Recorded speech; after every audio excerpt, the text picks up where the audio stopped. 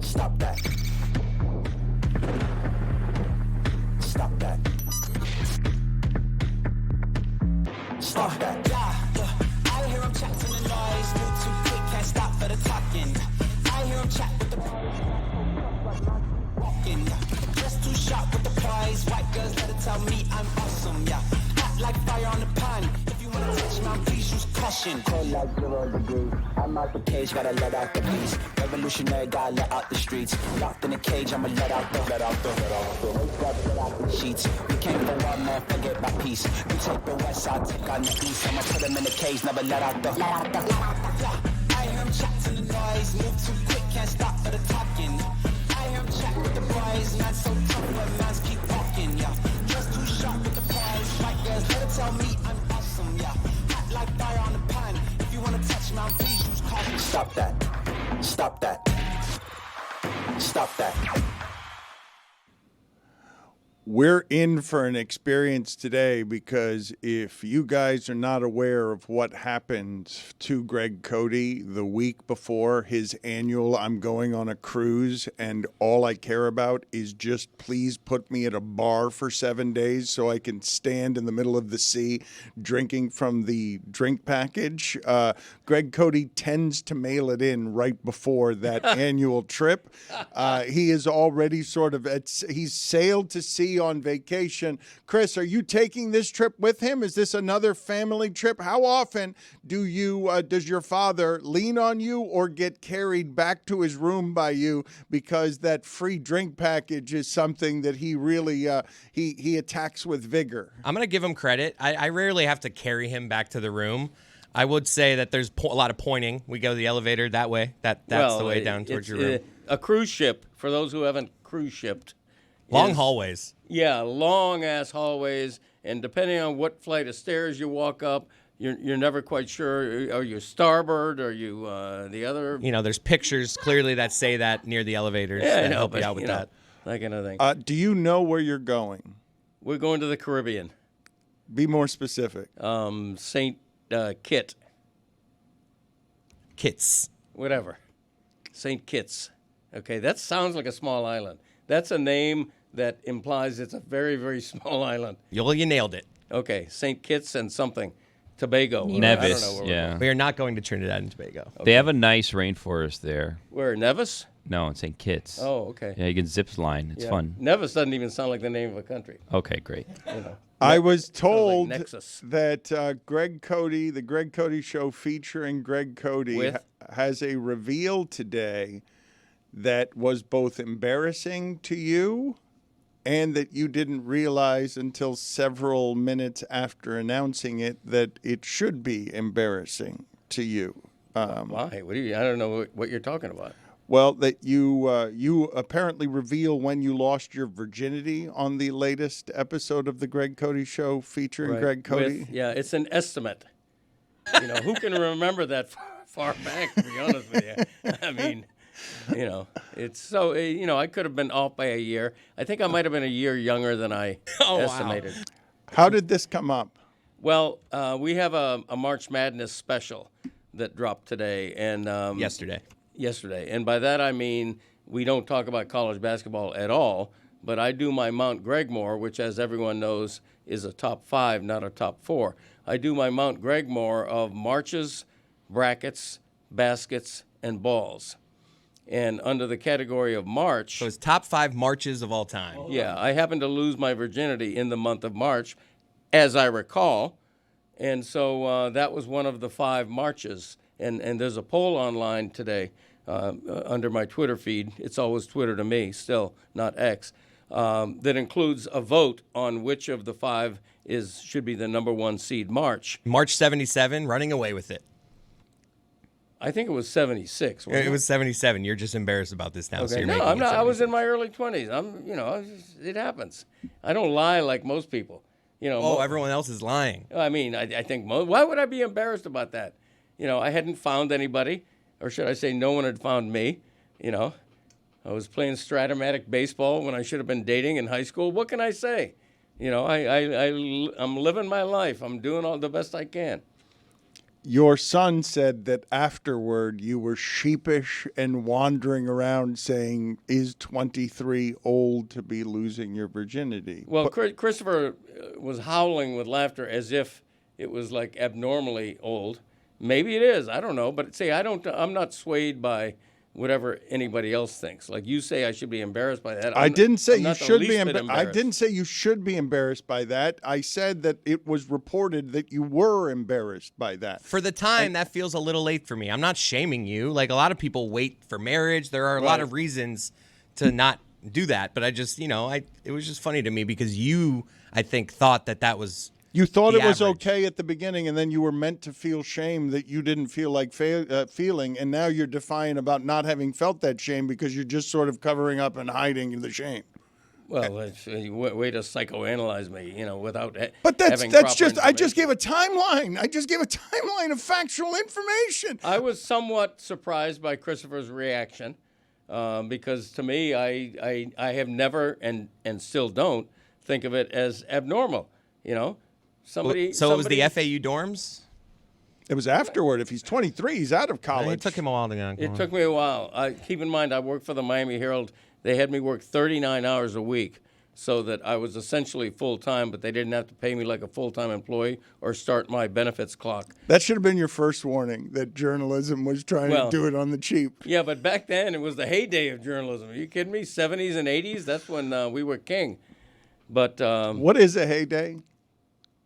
Heyday. Is that for glory horses? days. Is that for horses? Halcyon days. I don't know, but I don't know what a heyday actually No, is. it's Is got it nothing hay? No, because it's H-E-Y. It's not H-A-Y. So what is it? What is a heyday? A heyday is the best of times. I know what a I think it heyday has to do is. with Willie Mays. No, I don't. Let's say heyday kid. That's right. Speaking of heyday in journalism, there was a Yale Review story that I saw yesterday that said Vanity Fair's heyday, and the guy in it, Graydon Carter, for 25 years was the editor there and made $166,000 per article that he wrote. And he wrote like 3 articles a year and was just raking in cash. Wow. That was the heyday of journalism. That's crazy. I probably get about $78 an column. I want to go through again what is on the Greg Cody Show featuring Greg Cody. You said top 5 marches. Yeah, final 5 marches, brackets, baskets, and balls. Brackets. Top 5 brackets of all time. Or is that like tournament years? Like, I loved the 99 NCAA bracket. Like, what does that even mean? No, it's I'll give you an example. One of my top 5 brackets is the Carpenters know it well, the angle bracket, which is a classic 90-degree bracket which affixes together 2 different types of wood. I was making my I once had a tall table around my avocado tree, and I used angle brackets to attach the tabletop to the 4x4 legs. That's an example of a classic bracket that nobody ever gives respect to. Nobody knows what an angle bracket is. I've got to tell you, I'm shocked that you would be so ambitious as to think you could find 5 brackets. And the reason this has made the top 5 is because of how hard it is to find top 5 brackets. It's not a carpenter over here. He doesn't know. There's brackets aplenty. Yeah, there really are. You can do brackets for days. There's Give all another kind of bracket. Give another teaser. I believe I think one of them was the short-lived television show called Brackets. Yep, that was on there. Okay, Jesus. Did you include the brackets from like Galifianakis. races, right?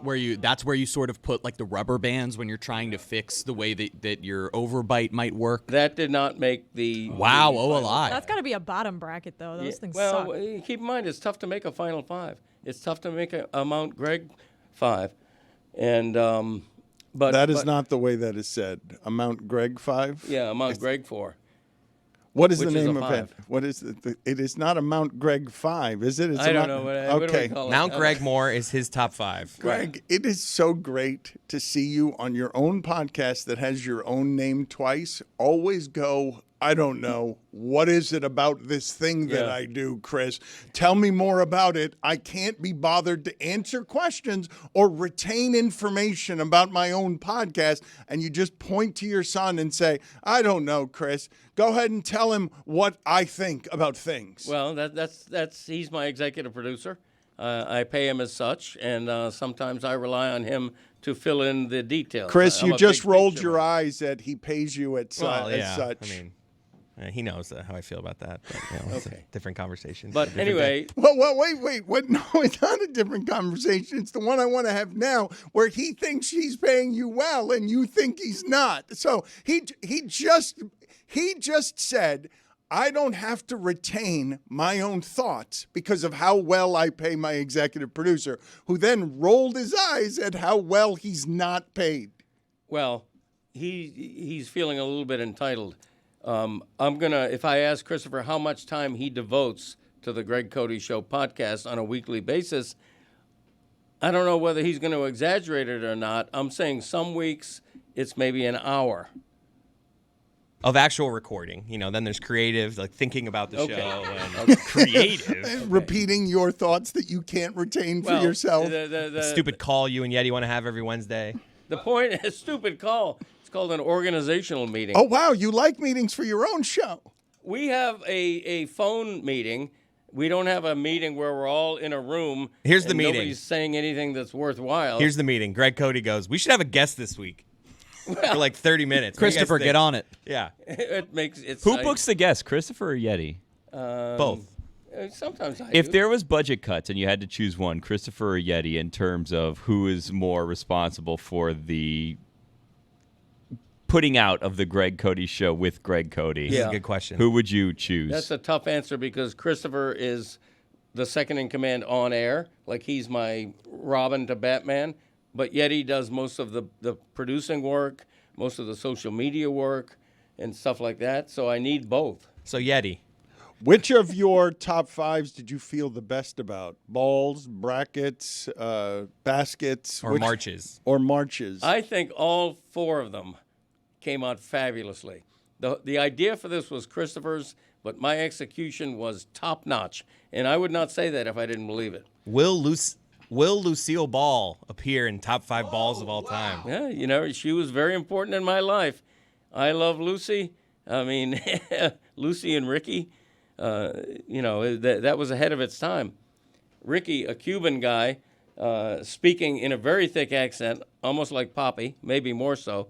And that was a time in TV when there were very few people of color or, foreign nations on TV, so that was trailblazing.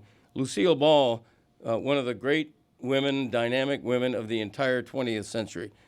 Politics, screen, no matter what the category is, she was just fantastic. So chances are, I'm hinting that she might have been one of the final 5 balls. It seems like stronger than a hint. It suggests that if we tune in to the Greg Cody Show featuring Greg Cody, there will be prominent placement where we would get some redundancy on what you just said about your admiration for Lucille Ball. You want to reveal one of the baskets now? I feel like we've dipped our toe in each one. I don't know. I know the Lucille Ball. I don't want to give it away, but I want to get to Billy's. I want to get to Billy's tournament here, which we have not updated, which begins on Thursday. Our March Sadness tournament that involves the fans. That's something that we must get to at some point today. But also, I wanted to get to the fact that Jessica spent an hour recently just listening to Jeremy. And that sounds like that could awful. Unless it's a back on. and forth, listening to him talk for an hour, listening to anybody talk for an hour can get droning. Yeah, that's true, Dan. So yesterday, Lehman and I got tickets to Unrivaled, courtesy of DraftKings. It was the final. Wow. So we had to drive all the way to Medley, which is not a short drive in rush hour traffic. And Lehman turned on his favorite Knicks podcast because the Knicks were playing the Heat last night at Madison Square Garden. And we turned it on, the Knicks Film School, I think it's called. And Jeremy was the guest. And so we turned it on, and I was like, it'll be a short drive. We'll listen to 20 minutes of this. Well, no, it took like an hour and a half to get to Medley, which is like west of Doral. Like, it's not close. And so I listened to an entire hour of Jeremy break down the Miami Heat in the car while we sat in traffic in the baking hot afternoon sun. Did you love it? I want to do the bit and say, no, you're annoying. But it actually, like, when he's not being interrupted and purposely being annoying, it was pretty informative, I hate to say. And how did that play out based on the results? Because the Heat, Tracy Morgan last night. Yeah, well, Jeremy actually was 100% correct in his analysis of when the Heat lose every game. Jeremy, if you want to jump in here so I don't get it wrong. It's not that they're, like, starting out the games and their ass the entire 4 quarters. They're actually, like, playing well, and then they sort of, like, lose the plot in the second quarter and then get blown out in the third quarter. That's exactly right. They start the game hot, starting lineup, kind of no matter what the starting lineup has been recently. 9-0. Gets off to a hot 9-0 last night. It was 12-0 last night, Wow. and they were up, I believe, 27-14, and then they brought in a certain backup point guard. And things went awry, and all of a sudden it was 33-31. And this has been the issue for Miami. They go up 13, they go up 17, and they haven't been skilled enough to end teams early in the game, go up 25 or 30. They let teams get back into it, and you have a single-digit score at the half, and then everything goes awry in the second half. So as an unbiased member of the media, would you say it's coaching is to blame, or is it roster construction, lack of talent? Like, as someone who's just, fairly judging the teams and their failures, what would you say is the reason, and how do you fix that? A little bit of column A, a little bit of column B, a little bit of column C. Everybody's failing right now. They've lost 8 games in a row. It's the most games in a row Eric Spoelstra's ever lost as a head coach. Hot seat, or what ever. do you think? No, He sounds broken. He sounds sad. People are getting tired of the trust the process. Jeremy, Cortez, who? Who's broken and sad? Eric Spoelstra sounds broken and sad. Let's play the sound of Eric Spoelstra sounding, we're pretty annoyed at this point hearing this coach talk with these words because it doesn't sound as brilliant or entertaining when they're not in the finals. That's the thing that we've been racking our time, our brains, everything, trying to find solutions for that. We have not come up with solutions, and we've pretty much tried everything. That's why I say I haven't been able to come up with solutions for that. This has been one of the biggest challenges, of a regular season that I've been a part of. And we just have to stay the course. This is the NBA, so we'll have another game, on Wednesday night.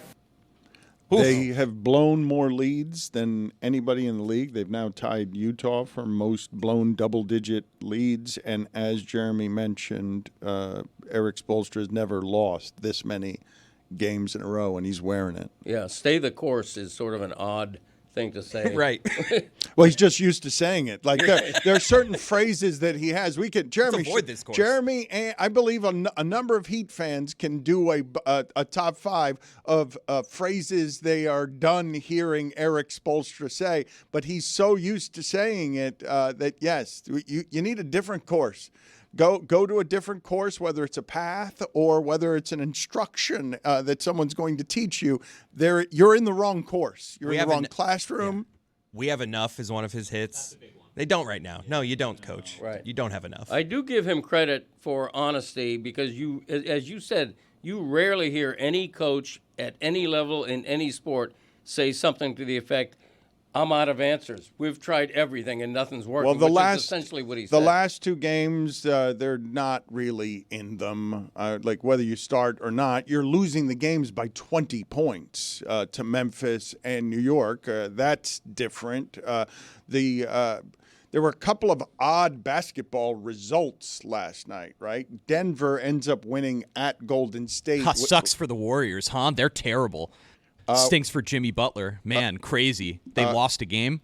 Without Jokic and character. Without Jamal Murray. It's the one that, gets interrupted around here and isn't allowed to speak for an hour Why are you straight. like this? You were so normal on that podcast. I'm sorry. Everything's tough here. Jamal Murray doesn't play. Jokic doesn't play. And then after the game, Kerr says of Curry, we need to get him rest. He's tired. Curry says, I'm not tired. My back hurts.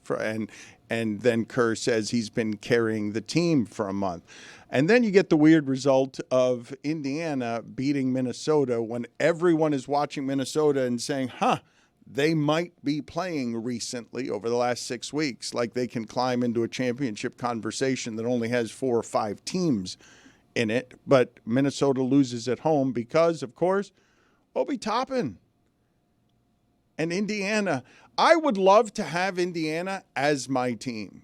I would love, if I can't have a championship team, something that looks or feels like Detroit or Indiana is something that I would love to be watching, falling in love with, because they can play in a game like that on the road against Minnesota and put up 132 points because they're going to get their offense against anybody. What's crazy for Obi Toppin is he had a historic night last night in Pacers history. Not only did he hit the game winner, but he joined Paul George as the only Pacers ever to have multiple games in a season with 30-plus points, 10-plus rebounds, and 5-plus made threes. Like, Obi Toppin is having one of the special Pacers seasons. It's so bizarre. Maybe Mike tries to sell it now. Oh, then Better time than ever. Dan, I feel like you could just jump on the Pacers bandwagon. Like, no one's going to judge you for it. I feel like I just did. Just do it.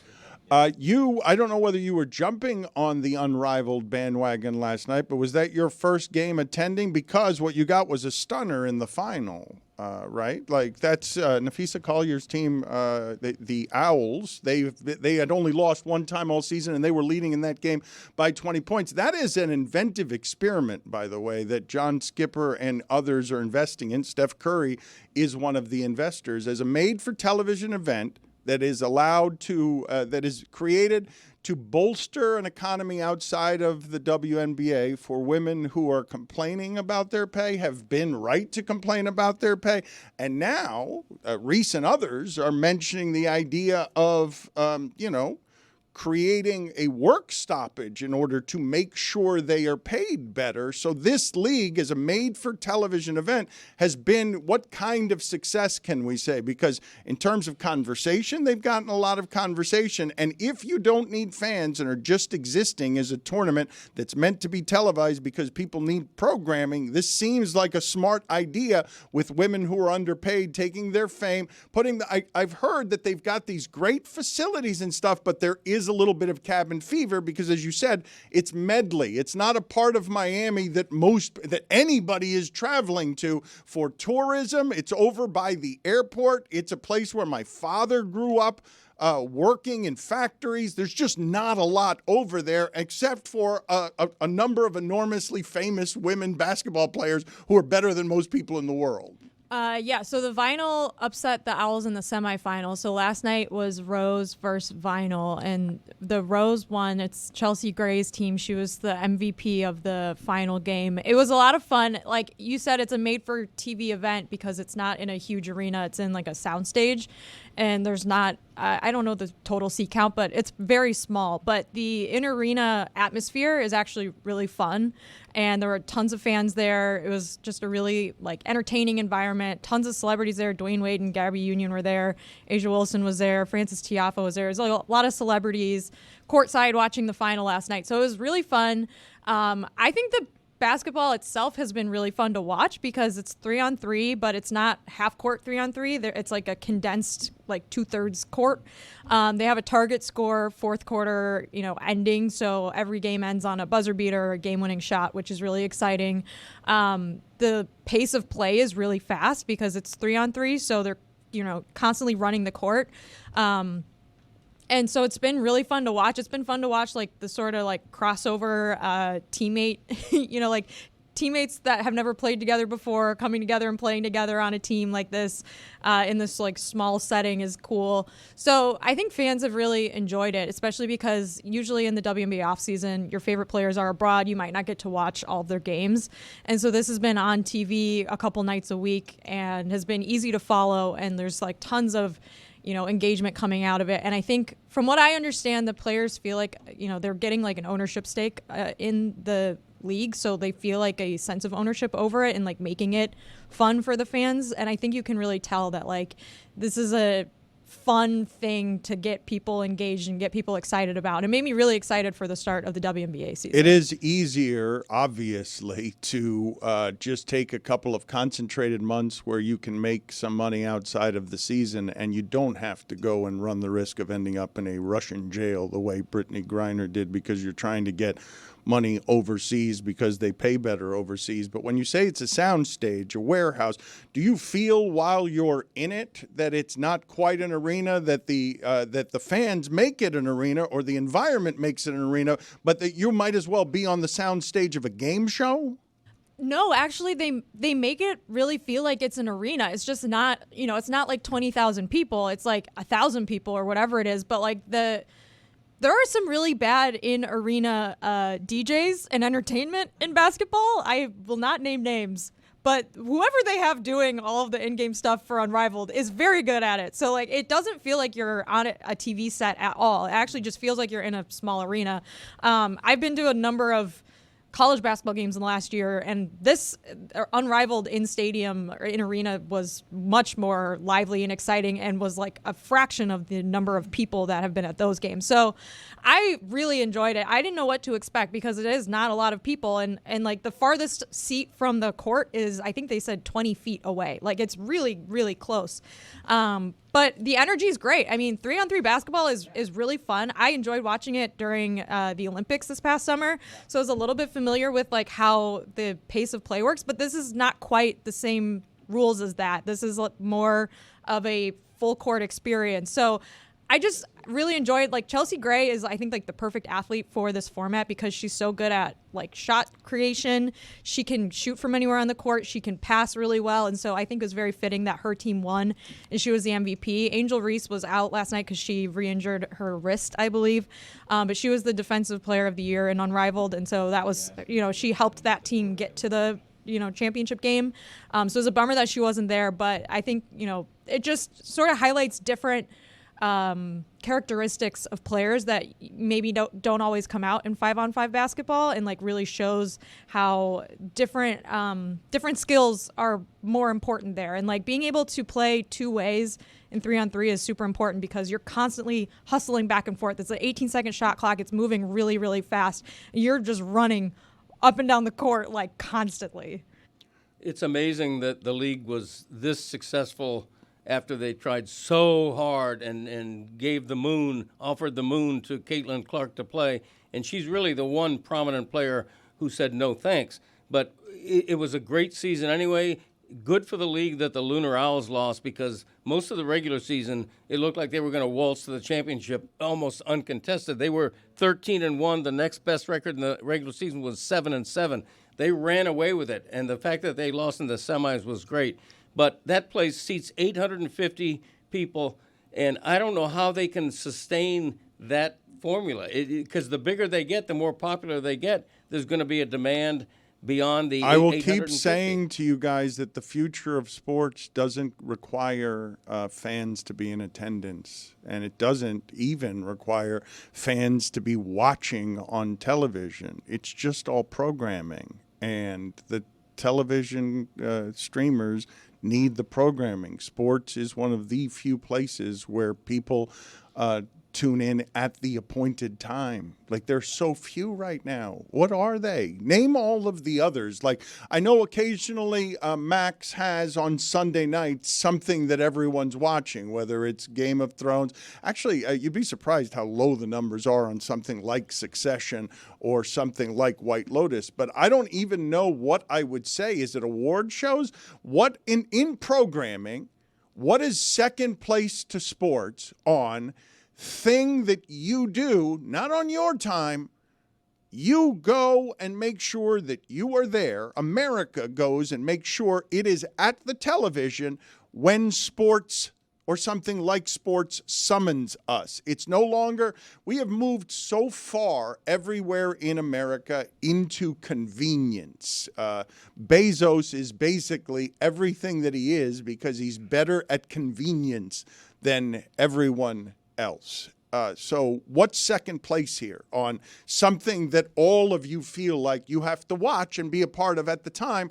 the watch so that you can talk about it with your friends as it's happening and you don't feel like you're left behind by it. Jeremy said like maybe award shows fit in that category because I think like the reason sports are unique is because you obviously don't want to know who wins it like after it happens. Like if you don't watch it live, then it gets spoiled for you, and other things don't. So you can watch it on your own time unless you're listening to this show and you haven't seen The Righteous Gemstones or White Lotus yet, in which case it will get spoiled for you on Monday morning. Yeah, you spoiled Gemstones. But yeah. I think you did.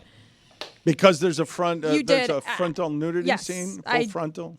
It would have been better if I didn't know it was coming. But I knew it was coming, and I was like, there's going to be a penis soon. And then I saw it, and I was like, well, I knew that was going to happen. I was still like, oh my God. But it would have been different if I didn't know. Anyways, I think Unrivaled is different, though, Dan, because like it's a limited season. It's not like the full year. It's very like small, and I think it works for what they're trying to create.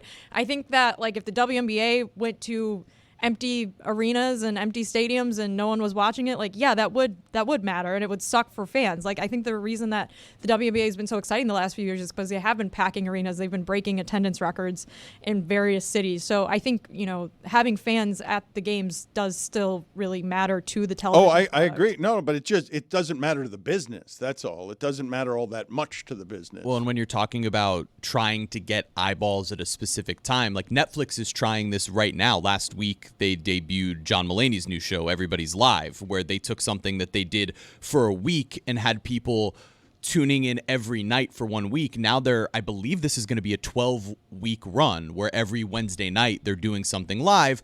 And the way they're producing that show is such honestly, not dissimilar to this, where it's this high wire act of, are they going to mess something up? And watching that live, I find myself, as someone who knows I could watch it the next day or the day after, purposefully tuning in live because I kind of want to see if they can pull it off. And that type of programming is interesting, seeing a late night show that is putting themselves in the position to not just be clips. I thought something interesting that happened recently because of all the money that Netflix is pouring into live and the danger of live. I saw that Kill Tony is now doing a version of its show for Netflix that begins in April, and that Kill Tony's fans are beside themselves with anger about having to share that with the biggest thing, with that they feel that Kill Tony will end up getting diluted by whatever they believe, I guess, is the corporate interference of Netflix, an interference that they're assuming that I have yet to see play out anywhere with Netflix in terms of content control. I found myself actually confused, even while understanding that when you have your own little thing, that when you have the indie band and then everyone makes the indie band popular, it can be something that first arrivers don't like so much. I found confusing. Do any of you like Kill Tony, watch Kill Tony, or fear that Kill Tony will be diluted by the Netflix experience? Because it's something I'm hearing a lot about, but I'm not a Kill Tony person. I've seen clips of it. I don't watch episodes, but yeah, I mean, I think you're right. It's just audiences want their thing to be theirs. It's also oversight, right? Like, we all saw what happened when Tony Hinchcliffe got a national microphone and the way that people reacted to that. And I would imagine the people watching Kill Tony who hear those types of jokes all the time know that when it gets to mainstream and when it gets to Netflix, either some of that stuff around the periphery is going to get squashed out in the mainstream, or it's going to kill Tony. Okay, so that fear... What are you doing, Dad? Wasn't it prevalent for Pat McAfee as well? And has it to date not been misguided, that particular fear of, now it's going to become a corporate thing and change, but it hasn't actually changed, right? Like McAfee's tame in comparison to what we're talking about. Okay, but not tame for Disney. But he's gotten away with a lot of stuff that normally wouldn't have happened at Disney. And then there were also conversations about Aaron Rodgers and others that changed because he was there. At the very least, it becomes a controversy, even if the end result remains the same way, right? Okay, but whether there's a controversy or not, has it actually been changed? Do McAfee fans who feared that Disney would ruin their thing that curses and behaves differently and is outside of the mainstream. That fear to date has been misguided, has it not? Like, I understand why it is that people would fear corporate oversight. I don't understand why anyone would fear Netflix's corporate oversight. They have been a leader in terms of allowing comedians to do whatever the hell comedians want to do. I think that's totally fair. You're right. And in that respect, I don't know that anything will change. I just think that I would imagine most of the people who have that specific niche audience that's watching Kill Tony on a regular basis are probably looking at any sort of corporation, any sort of mainstream anything, and what it's been for the last decade or so would mean that some of those jokes that are made on their show wouldn't get to a national platform. I think we've seen a shift. I think we've seen a shift in what's allowed and what's prevalent in our modern conversation, so maybe they won't have an issue. I don't know Kill Tony from Adam. I assume it's a very popular person or thing.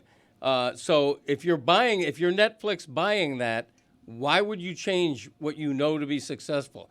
If I'm Netflix, I'm saying, hey, Kill Tony, not only don't change, turn up the volume. I don't think they're saying that. I mean, why wouldn't they? They know what they're buying. Controversy is good for business. I would be like, let's keep the volume right where you have it. We don't want to change you, but let's not go louder. Let's just keep saying, it right here. It's good for business, right?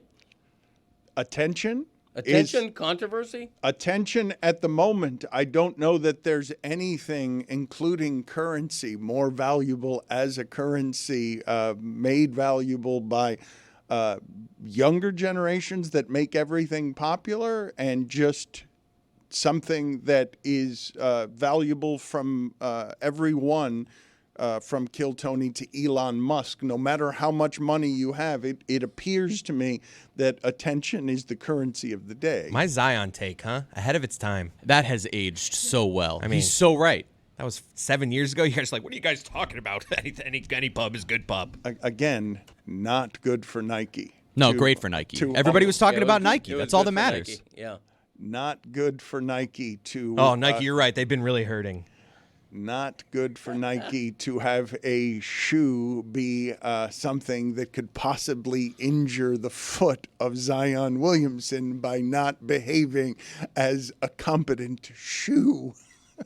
As part of our 20-year anniversary celebration, because many of you are demanding more Stugotz, we expect him back soon, but he's following his daughter around the country. Where was he the other day? I asked this yesterday. He was along the college baseball path for some reason, and I was not surprised when I saw him in Syracuse, given that one of his daughters goes to Syracuse, but I was surprised to see him at a college baseball game. You're asking us if we know where Stugotz is? It looked like a Northwestern baseball field. It was the standard patent Stugotz two-armed selfie where he's clearly holding his phone with two arms. God, I love that. It's adorable every time, I have to admit. But yeah, I have no idea where he currently is. As part of the, were you going to say something there, Billy, before you take? No. All right, no. good. All right, good. I'm glad that you just looked like you were going to say something and then didn't say anything. Let's go to a behind the bit here as part of our 20-year celebration. Stump the Meech is always something that is popular. John Amici, one of our most popular guests, one of our smartest guests, can never tell what Stugotz is saying.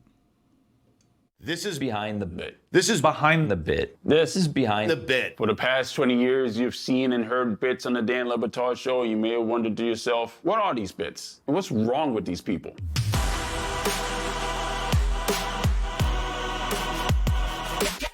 Who is John Amici? John Amici was a former NBA player and just a very intellectual man who, I don't want to say doesn't have a sense of humor, because I don't think that's fair to John, but John takes himself more seriously than we would take ourselves, I would say. And John Amici is someone who would probably not be hanging out in the same circles as Stugotz, per se. So he's a very well-read man. He wasn't knighted officially, but he has like a British royal title of sorts, and just is into very smart things that go above the head of all of us. Levy scored the first ever points at the Miami Heat's newer arena. He was a close friend of Dan's. He made headlines once he retired when he penned a book where he came out to the nation. John and Meech had a really strong relationship with Dan. They were good friends, and he was someone that was always so intelligent and wonderful to have them weigh in on big, important societal topics on our show. You can never have enough smart people surround your show, especially when you have Stugotz there weighing the median average down. John, when he met Dan, took him to a gay bar. And Dan did not know that he was gay, despite bringing him to a gay bar. He didn't suspect that. Like, it's just a place to go. Like, okay. But yeah, that was pretty funny, thinking about that. But yeah, like, John is, just like Bomani, one of the most intelligent people I've ever met. He's a constant ally, and we are an ally of him, and just all around good man. So we thought, let's play a game and waste John's time and have him try to figure out what it is that Stugotz, who's not well-read, what he's trying to say mid-sentence, mid-thought. Sometimes he just ejects in the middle of the word. Sometimes he just mispronounces words. So what we would do is we would save a bunch of clips of Stugotz just not saying words the right way, and then horrify John Amici, who speaks perfect English. And John was terrible at this game. And I think he was frustrated because, you know, as an NBA player, as someone who's a successful businessman, he has succeeded at many things in life. And this is just one that we knew he was not going to succeed at. And I think it drove him nuts that this dumb game always got the best of him. And it was really unfair. I mean, some of the words that we would play for him are 4 or 5 syllable words that Stugotz would condense down into 1 syllable and then move on to his next train of thought. So John never really stood a chance in this game. What is the first mispronunciation from Stugotz? Dallas. Dallas or analysis? See, I think it's Dallas, but that's too simple.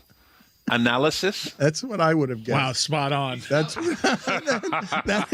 would have been my guess. Formula.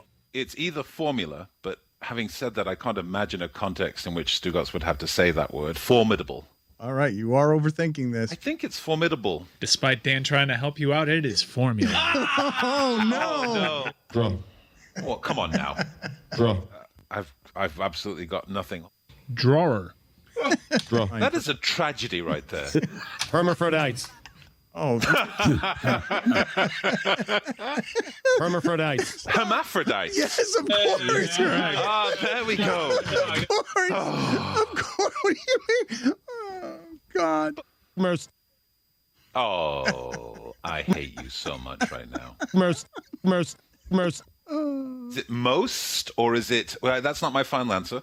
I'm going to go with mist. It's most. Oh, my God. Holy I was robbed. You were not robbed. You made your own I was decisions. robbed. I'm sorry, that was robbed. You made your own life choices. You had victory in your hands and you let it go. How did this one start? Stugotz just pronounces things very poorly for a broadcaster. And John Amici is so smart, so the idea of him trying to guess what language it is I'm speaking. Yes. And what words are coming out of my mouth is funny. It's such a great idea because all it is us taking things that have been said in the natural flow of Stugotz broadcasting as Stugotz, and he doesn't finish all of his words, and he tries to get to the next thought a little faster before he's finished the other one. Small windows. And so words get jumbled up, and so we had an endless library of things that Stugotz had mispronounced. What I always loved about that segment is Mike would give him an easy one, like a fastball right down the middle, just so he can gain some confidence to think, this is the time I'm going to win the game. Meech has never won the game. Did he win once? Well, he claims that he's won won. once. I'm not The certain. only times he's won is when we've made terrible mistakes somehow. Right. It's not because he ever deserves to win. But Mike would groove the first 1 or 2 in, and then the next 3, change-ups, curveballs, everything. Impossible. And Meech is swinging and flailing and falling to the ground. Yes, and right. he can't win. He can't win I'm that undefeated. game. He always wins. Dan and Stu talked about it being like a palate cleanser. Did you create this bit, Mike? I just knew that we needed a device. Our show is really good at getting people in the tent, and with nonsense. And then while they're in the tent, we'll have an important discussion. And you're going to be sitting there not really understanding what you're sitting through because we've already put it in your head that we're just going from laugh to laugh and there's going to be important societal discussions along the way, but you're going to enjoy the journey. So we knew that we needed to do something to dress it up. We had come up with games to play with guests. There was this game that we had called Douche or No Douche that we had in our back pocket anytime we needed to spruce up an interview or we weren't exactly sure where to take the interview. And I really liked having that as a device. And I knew, given how strong Dan and John's relationship was and knowing how playful John was and how much he liked our show and liked Stugotz as a character, I knew he'd be down for this. So it was all about tracking the mispronunciations as they would happen. And we started building up quite the arsenal. I'm proud of that folder. Roy had a very good ear for it. We'd all kind of mark it, like anytime Stugotz misspoke, put that in the Stump the Meech file. And we had to immediately write down what we thought Stugotz was trying to say, because absent context, there was no way that we were going to figure out what Stugotz was going to say. I mean, some of these clips were really ridiculous. I mean, after 20 minutes of super serious conversation with Dan, you need something. Yes, I mean, we would. A little. It's a little bit of sorbet, a little bit of sorbet at the end of a societal conversation that makes your head hurt. It was like a treat for a dog. Yeah, a little bit. Thank you for giving us 20 minutes of serious. Here's Stugotz. Elle Duncan is going to be here shortly. We should play Douche or No Douche with her. We have not done that game in a while. I want to play for the audience some sound here of a West Virginia politician, the governor, Patrick Morrisey, really just pandering. It's a great way to get your constituency on your side to stand in front of a sign that says National Corrupt Athletic Association, the NCAA. This is West Virginia's governor going very strong at North Carolina and the NCAA tournament for a West Virginia school that probably could have made the tournament if in the first game of their conference tournament they hadn't lost to 3-17 Colorado. West Virginia deserved to be in the NCAA tournament. This was a miscarriage of justice and robbery at the highest levels. Now, who was the last team to get into the tournament? Ahead of the Mountaineers. That would be the University of North Carolina. Now, let's see how their resume stacks up. The Tar Heels went 1-12 in Quad 1 games and even had a Quad 3 loss. Jessica, why are you making a face? The National Corrupt Athletic Association is the sign that he's standing in front of. If you were a player on West Virginia, this would embarrass you, right? Like you don't want this. No. Like obviously you want to make the tournament, but you didn't. You lost some games that you needed to win to make it in. But then if you saw this, you'd be like, okay, wait, could we just back up a second? You think so? You think that the players don't appreciate some support that they probably agree with? I agree with Jess. I think it's an embarrassment to the university that the guy. I mean, maybe if the athletic director wants to say that or the head coach, that's their domain. But the governor, hey, governor, you don't have anything more important going on in your state that you need to worry about than one of your college teams making the tournament? They're a sub-500 team since January 1st. Like this is, I understand being upset that, we do this in college football all the time, the teams that don't get in and the head coach or the athletic director or the conference commissioner advocates for them and goes on ESPN and complains and blah, blah, blah. But like the governor of the state is doing it and it's like that. If I were a player, I would be like, okay, you know what? Fair, but I should have made my free throws. Yeah, that's beneath the governor's office. It really is. I'm not even saying that as a bit. It's not just that he's saying it. It's the language is so strong on what he's saying. Like, what are you actually saying for things that are miscarriages of justice that are egregious as opposed to this one that begins with you losing your last game to a team that was 3-17? West Virginia deserved to be in the NCAA tournament. This was a miscarriage of justice and robbery at the highest levels. Now, who was the last team to get into the tournament? Ahead of the Mountaineers. That would be the University of North Carolina. Now let's see how their resume stacks up. The Tar Heels went 1-12 in quad 1 games and even had a quad 3 loss. The rest of politics is so pure these days that really stands out as shameless. That's true. Yeah. Also, Ron DeSantis did get involved when Florida State got snubbed from the CFP last year.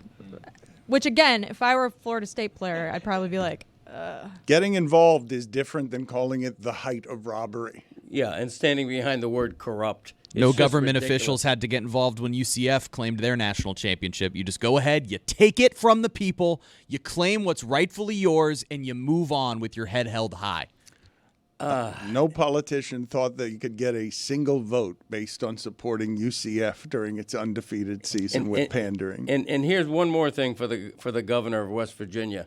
If I'm on the selection committee and it's a tiebreaker, this school or that school for the last invitation, gee, it's a no-brainer that you're going to take North Carolina, which has a rich history in college basketball, over West Virginia. So West Virginia blew this on different levels. That's not fair. No, but I think also, like, North Carolina was one lane violation from beating Duke. Like, that, I understand why people are mad North Carolina got in, but also, like, they played well in the conference tournament and they almost upset the best team in the conference. So I understand it. Like, obviously you have to make hard choices when you're talking about bubble teams in any sport. Like, you're splitting hairs, right? Because if they were for sure in the tournament, you wouldn't have to have this debate about them being on the bubble or not. But you're splitting hairs between quad 2 wins, quad 1 wins, net rankings, all this conference tournaments, upsets, who they've lost to, how many losses they have. Like, there's never going to be a great option. And I understand people are mad because Bubba Cunningham went as the athletic director at North Carolina. I understand all of that. I do understand why fans are upset about that. But, like, we are sort of splitting hairs here. Okay, it's always splitting hairs when you get between 68 and 69, and it's subjective. But I'm surprised to hear Greg Cody say what he's saying, which is, merit doesn't matter. It's just North Carolina won a lot 10 years ago, so therefore they should be rewarded this year. I thought, I understand what you're saying, and it's the same thing that Taylor said yesterday when he's like, we're North Carolina and you're Boise State, but it's supposed to be merit-based. Sports is supposed to be based on were you good this year or not were you good 20 years ago. I think one of the weird things about the North Carolina thing, too, right, is that this is like one of those weird, like, play-ins that they become an 11 seed. Yeah. So they're not even necessarily one of the best 64, but if they then win, they're, like, worst case, the 44th best team. Okay, they get in. Correct me if I'm wrong. They get in if they win that last game against a team with a 3-17 record. Colorado, right? Yes. Okay, they so would have gotten in. Zip your lip, Governor. There it is. You had a chance to get in. Just one of the and lips. you blew it. Right. Also, like, North Carolina is not even in the bubble conversation if they upset Duke, I think, which we saw the end. Like, that was a devastating way for that game to end, and I'm glad on that player's behalf it wasn't his last college basketball game because it was tough. It was a tough scene. I have a fun stat. Billy said that if North Carolina wins, they become an 11 seed. 11 seeds over the past 10 tournaments have a winning record against the 6 seeds. So if you're making your brackets out there, look for those 11 seeds. I also have a correction from earlier. We mentioned Duke, and Chris Cody and I were both pretty sure that Nike benefited from Zion Williamson. Quick correction. That game was on February 20th, 2019. By February 25th, 2019, Nike had lost $1.1 billion in stock. What about a year after? Let's go like the long-term effect on it. No? Another correction that we want to make is that we said yesterday on the show that the Michigan baseball player who we think tripled and then tried to snort the third base line, we did not think that was going first to third on a single to right field. We didn't think it was stealing third base. We thought it was a triple and then snorting the third base line. That player is now apologizing for his behavior. I would like to apologize for my actions on third base yesterday. I made an immature decision in the heat of the moment. The gesture I made does not reflect my character, the household I was raised in, or the Block M that I represent in any kind of way. I take full responsibility for what I did, and I am truly sorry to all those who I have negatively impacted by doing this. How many were negatively impacted? Can we get, by the way, the video of that to show of him clearly? And now we have confirmation because you guys were saying maybe he wasn't doing what it looked like he was doing. He was indeed snorting or pretending to snort the third base line. Who did that negatively impact? My children were sobbing at the TV. They were so upset. I don't know about you guys, but I accept his apology. Let's let him have a second chance. Who's with me? Okay, very good, Chris. It's good that you're forgiving. Billy, you mentioned earlier Tracy Morgan, and you didn't offer anything in the way of context for anybody in terms of details. He threw up during the game yesterday of the Knicks and the Heat, and then had to leave during the game. And he has battled an assortment of health stuff. So I don't want to make any fun of this, but I don't know any of the details except what I just said to you. Yeah, from what I came out yesterday, it seemed like he had a nosebleed and he started throwing up. He was courtside, he was throwing up on the court. There was a delay, and yeah, like unfortunately, he's been dealing with a lot of stuff. So we shouldn't make light of the situation. So I also want to apologize for anyone that may have taken offense to my actions earlier and may have been negatively impacted by what I said. And I represent the Block M here as well, and I don't want to really be representing things that way, so I'm sorry. Did he throw up on the court? Yeah, on the very court. graphic. We're not gonna show it because it's ugly. Yeah, and the nosebleed. Wow. It delayed the game for like 10 minutes too, and then he had to get wheeled out in a wheelchair. It was very not great. I'm concerned about him. Same. Yes. Oh yeah, you got to be. Speaking of the Block M, Mitch Voigt, so he issues this apology, right? That was 23 hours ago as of right now, but 16 hours ago, he's then named Big Ten Player of the Week. So I sort of wonder, was it like hey, you're going to be named Big Ten Player of the Week, but we need you to apologize first. But over the weekend, he had 5 doubles, 12 ribbies, 6 runs scored, 12 hits. He had a 667 batting average. It was amazing. The conference dangles Player of the Week over his head and is like, you got to apologize. What? I'm just saying. Look, Michigan might not have wanted that representing their Big Ten Player of the Week, and they said, "Hey, you represent the Block M. Yeah, and without you need him, to do this." without him, no one would associate Michigan and cocaine. I think the funny thing about his apology, right, is like the people that would have been offended by what he was doing, you'd then have to explain to them what he was doing and why they should be offended by what he was doing, right? Like, so if it's like, oh, think of the children, it's like, so you're going to sit down children, you're going to explain cocaine use to children and why this is a problematic action by him? The worst possible apology, quote unquote, is when you say something like he did, which is, oh, that's not me. That's not part of my character. That's not who I am. Yeah, apparently it was because you did it. He's not 15 years old. here. Okay, if somebody in high school does that, they have the immaturity excuse. 5 years later, that card doesn't play as well. He didn't actually say it. It was just the Notes app apology that I read. Apparently, we all don't forgive him. Yeah, not everyone is in a forgiving mood around here. You guys were fine, but it would appear that Greg Cody is not quite as lenient as you guys are about Michigan baseball and snorting third base lines. He is taking a hard stance on this, and he thinks this is the problem with America, is that you guys accept these apologies and then go straight to forgiveness after someone has snorted the third base line. Have you ever done a Notes app apology, Dad? I don't know what Notes app means. Okay. This kid was born in 2004. I feel like he can get away with the immaturity excuse. Yeah? Okay, so he's 21. That's a ridiculous age to be born Not in. even 21 yet. Okay. People born in the 2000s, mid-2000s in college He now. might not have even lost his virginity yet. Okay. All right, let's talk about when everybody else lost their virginity. Dan, you go first. Yeah, go ahead. Would have been my junior year of college. How old was I in my junior year? you were of my college? age. Yeah, 20, This guy. 19. I mean, no, it's not 20. It's 20. 19, 20. You were a junior at 19? Yeah, something like Did that. you skip your sophomore year or what? But now you have your answer. Now what do? You just stare at me and imagine me having sex? No, I'd Okay, rather good. not. I'm glad we did that. Yeah. It's good for the whole audience. You guys mentioned not playing the video of Tracy Morgan throwing up. Is that something that also would risk making others throw up? If you, what are the things in both video form or in community that are contagious? Like yawning is said to be contagious. Is vomiting something that can be contagious? If I show you video of someone vomiting am I going to get others all of a sudden vomiting? You guys have decided as a editorial decision not to play Tracy Morgan vomiting. I'm glad we make those. I didn't know we actually did that around here. That's good. Hey, video team, pat yourselves on the back.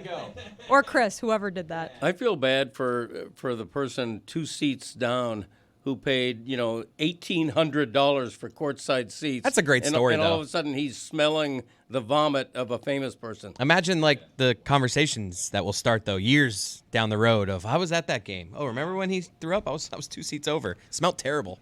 The person 2 seats over is like Ben Stiller. So.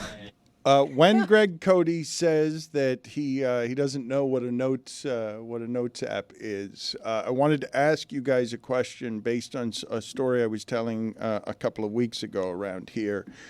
I had mentioned the Monday night game in which Derek Thomas was ejected because he just kept getting penalties because of whatever it is that Shannon Sharp was saying to him. And Shannon Sharp has said that he will never reveal what it is that was being said in that game that made Derek Thomas so insane.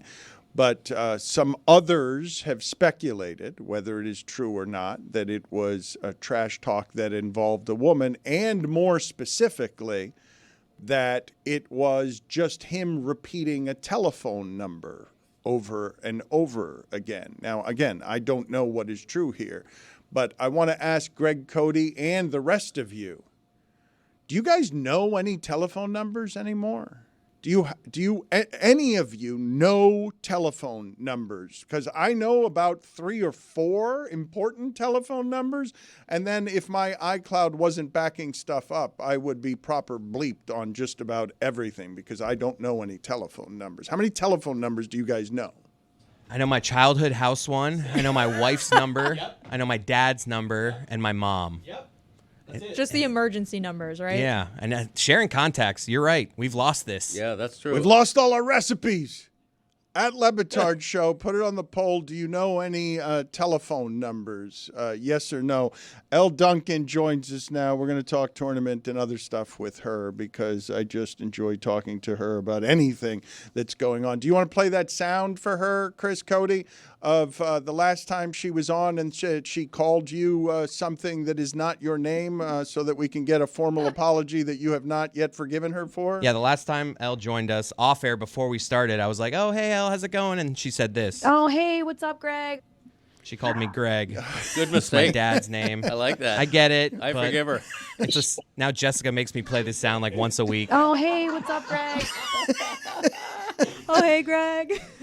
To my defense, I think I was looking at your dad. I know that you're Chris. I know that. But I think I was looking at your dad, and then I heard. So I was like, what's up, Greg? There you go. That's a good attempt at a save, but I don't think he was in that Yeah, day. he wasn't in that day. Yeah. That's okay, though. It was good. It's good work by you. It's all Oh, right. hey, what's up, Greg? Thank you. No, I appreciate that. I was in that day. A hologram of me was sitting here. Yeah. Sorry. I love you, Chris. I love all the Codys. I'm sorry. It's fine. Listen, the other day I called my husband Xander, who's my son, and it creeped him out, so don't feel bad. Do you have any telephone numbers? How many telephone numbers does Elle Duncan know? Yeah, I was shaking my head going like this when you were asking that question. I know. Same thing as Chris, not Greg. I know my childhood. Hey, what's up, Greg? I know my childhood numbers for a house that no one lives at anymore. And then I know my husband's, my mom, and my dad's. And that would be it for me. So anybody else, like if I don't have my phone, I'm effed. I actually remember the phone number of my childhood house, 1440, which I haven't lived in 55 years. Put it on the 50 poll as well. I think most people might. At Le Batard Show, do you remember the number at your original home at Le Batard Show? Yes or no is the question. Elle, how often do you use your phone as a phone? Because one of the things that I'm super interested in as we've evolved is the sheer number of people who get annoyed when their phone rings like a phone and have no interest in actually using it as anything other than a computer. I realized I was washed maybe I mean, I've known that I'm washed, but I realized like a couple months ago, my phone started ringing and I was like, who the f- is calling me this late? It was like 7:45. So I don't like when people call me. And then it also annoys me when people text me. So in general, I'm learning I just don't like communication with people at all. I should tell people, incidentally, that she's obviously been a mainstay on SportsCenter for nearly a decade. She's the host of the Elle Duncan Show on ESPN, and she's leading ESPN's coverage on the NCAA Division I women's basketball tournament beginning Wednesday, March 19th. And the tournament is featuring more games on ABC and ESPN than ever before. How are you seeing the change around your coverage? Because ESPN has been the exclusive home for almost 30 years for the women's tournament. So what have you seen change over the last 10 years? I think probably the outside interests, like me and Andrea Carter and Chinea Gumake were on Good Morning America yesterday, and like real GMA, not like GMA3 or GMA Weekend, like proper one, like sitting across from Robin Roberts. So I would say that, like, people wanting to have us at events or wanting me to host events purely because of my connection to women's basketball. I think, you guys have all been in the industry a long time. You always had to come into whatever respective network it was promising that you knew NFL, that you knew maybe NBA, like you had to cover the men's sports, and then women's sports were always an add-on, right? It was like, okay, and then in addition to your main stuff, you'll dabble in women's sports. And now we're starting to see, I think, networks, ESPN and other ones as well, that are staffing specifically for women, that are giving it to people as their full-time jobs as opposed to an add-on or a side hustle that they do. So in terms of what I do, I think it's just not just the interest, but the resources behind it. Like the women's, even when I took on this space 4 years ago, it was sort of a breeding ground for like new people. It's like you come and like you learn your chops and you go through your whatever on the women's side. And now we're getting, the best of everyone, the best graphics people, the best researchers, the best producers. So I just think it's how much more interest, but also just how much more resources are put behind it. I want to play for you some sound from West Virginia's governor here standing in front of a sign, the National Corrupt Athletic Association, here to get both your reaction to this and to ask you whether the women's game has had more controversy than the men's game this year, because this is the big controversy from the men's game. West Virginia deserved to be in the NCAA tournament. This was a miscarriage of justice and robbery at the highest levels. Now, who was the last team to get into the tournament ahead of the Mountaineers? That would be the University of North Carolina. Now, let's see how their resume stacks up. The Tar Heels went 1-12 in quad 1 games and even had a quad 3 loss. What are you laughing about, Elle? So silly. This is so silly. I love when politicians try to cosplay as like irrational, angry fans. How many West Virginia games we think that dude's watched this year? Like how where's West Virginia in terms of public school rankings? Because I think they're like 35th in the United States. Where's your outrage for that? Like, where's your outrage for literally anything else that's happening in the country right now? But this is your sticking point. Like, you're pissed about this. Here's what I would say.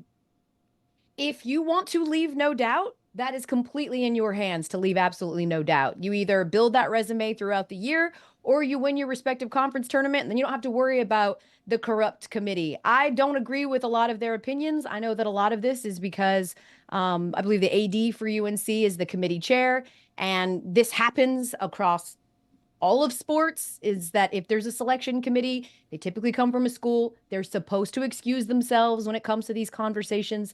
But the truth is, like, anybody in this space, Dan called this a little bit ago. We had Tom Crean on our show just the other day before the UNC Duke game, and he basically said, like, if UNC fights a little bit and tries hard, if all things are equal, they're always going to go with a blue blood. And that's because of ratings, right? Like, they're always going to go with a blue blood team like a UNC with the hopes that they'll face a Duke, and that would be a ratings bonanza. Do I think that UNC was deserving based on their resume? Not really. I think they're 1-12 in quad 1 wins. Nobody even knows what that actually means. But like whenever politicians do this, it's so fucking annoying to me because you don't care. You don't actually care. You're just trying to rally up your base, curry a little bit of favor, but you don't care. And there are certainly more important things in the state of West Virginia that need to be addressed. Well, but somebody who does care about her seeding is USC coach Lindsey Gottlieb, who says, I never thought I'd be a 1 seed and feel disrespected, but I thought I thought there would be very little chance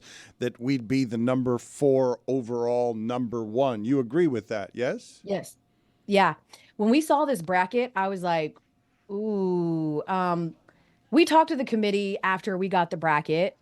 We get the bracket right before the show airs because we do have to build graphics and things like that. Spoiler alert to the folks at home, we don't learn in real time. So we get a chance to just debrief with them before the show. And they claim that they don't look at those kinds of things, potential rematches from a year ago. They don't look at, what would be, we feel, and as TV people, robbing people of a potential Final Four matchup between two of the faces in the league in UConn and USC. But yeah, she's looking at her bracket and she's going, we earned a 1 seed and you make us have the toughest path because to get to the Final Four, we potentially have to go through UConn, a team that, by the way, ended their season last year when they were a 1 seed in the Elite Eight, and a team that they already had to face this year. And the thing about Juju Watkins is she is incredible and otherworldly. She's also one of those players that the more you play her, the more you sort of figure out a way to defend her. And so if I'm Lindsay, I'm absolutely upset. I know Dawn Staley was upset as well. She felt like they earned the right to be the number 1 overall seed. The thing that kills me with the committee is that sometimes it feels like they judge people by some criteria and then they don't judge them by the other. For example, Texas. We talked to them specifically about Texas, who got absolutely boat raced in the SEC championship, who barely beat LSU in the semifinals, an LSU team that didn't have Anissa Morrow or Flau'jae Johnson, which is like 45 points for them. And they didn't end the season particularly strong. She brought up UConn beating the brakes off of South Carolina as the reason that they didn't jump to that number 1 overall seed, but nobody finished the season out stronger than South Carolina.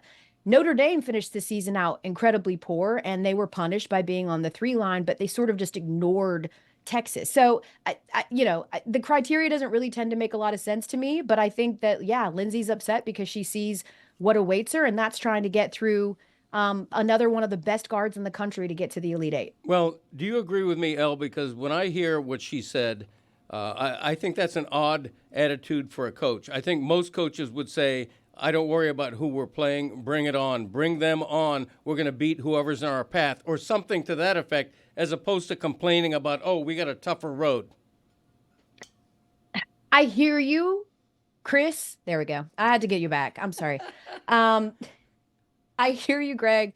I think, they put these microphones in the face of these coaches very quickly. I also think that she's trying to send a message to the committee. She did say a few times in that clip, like, I don't know how my team feels. I'm sure they just feel excited. We're hosting games. We got a big game coming up with UNC Greensboro to start the tournament.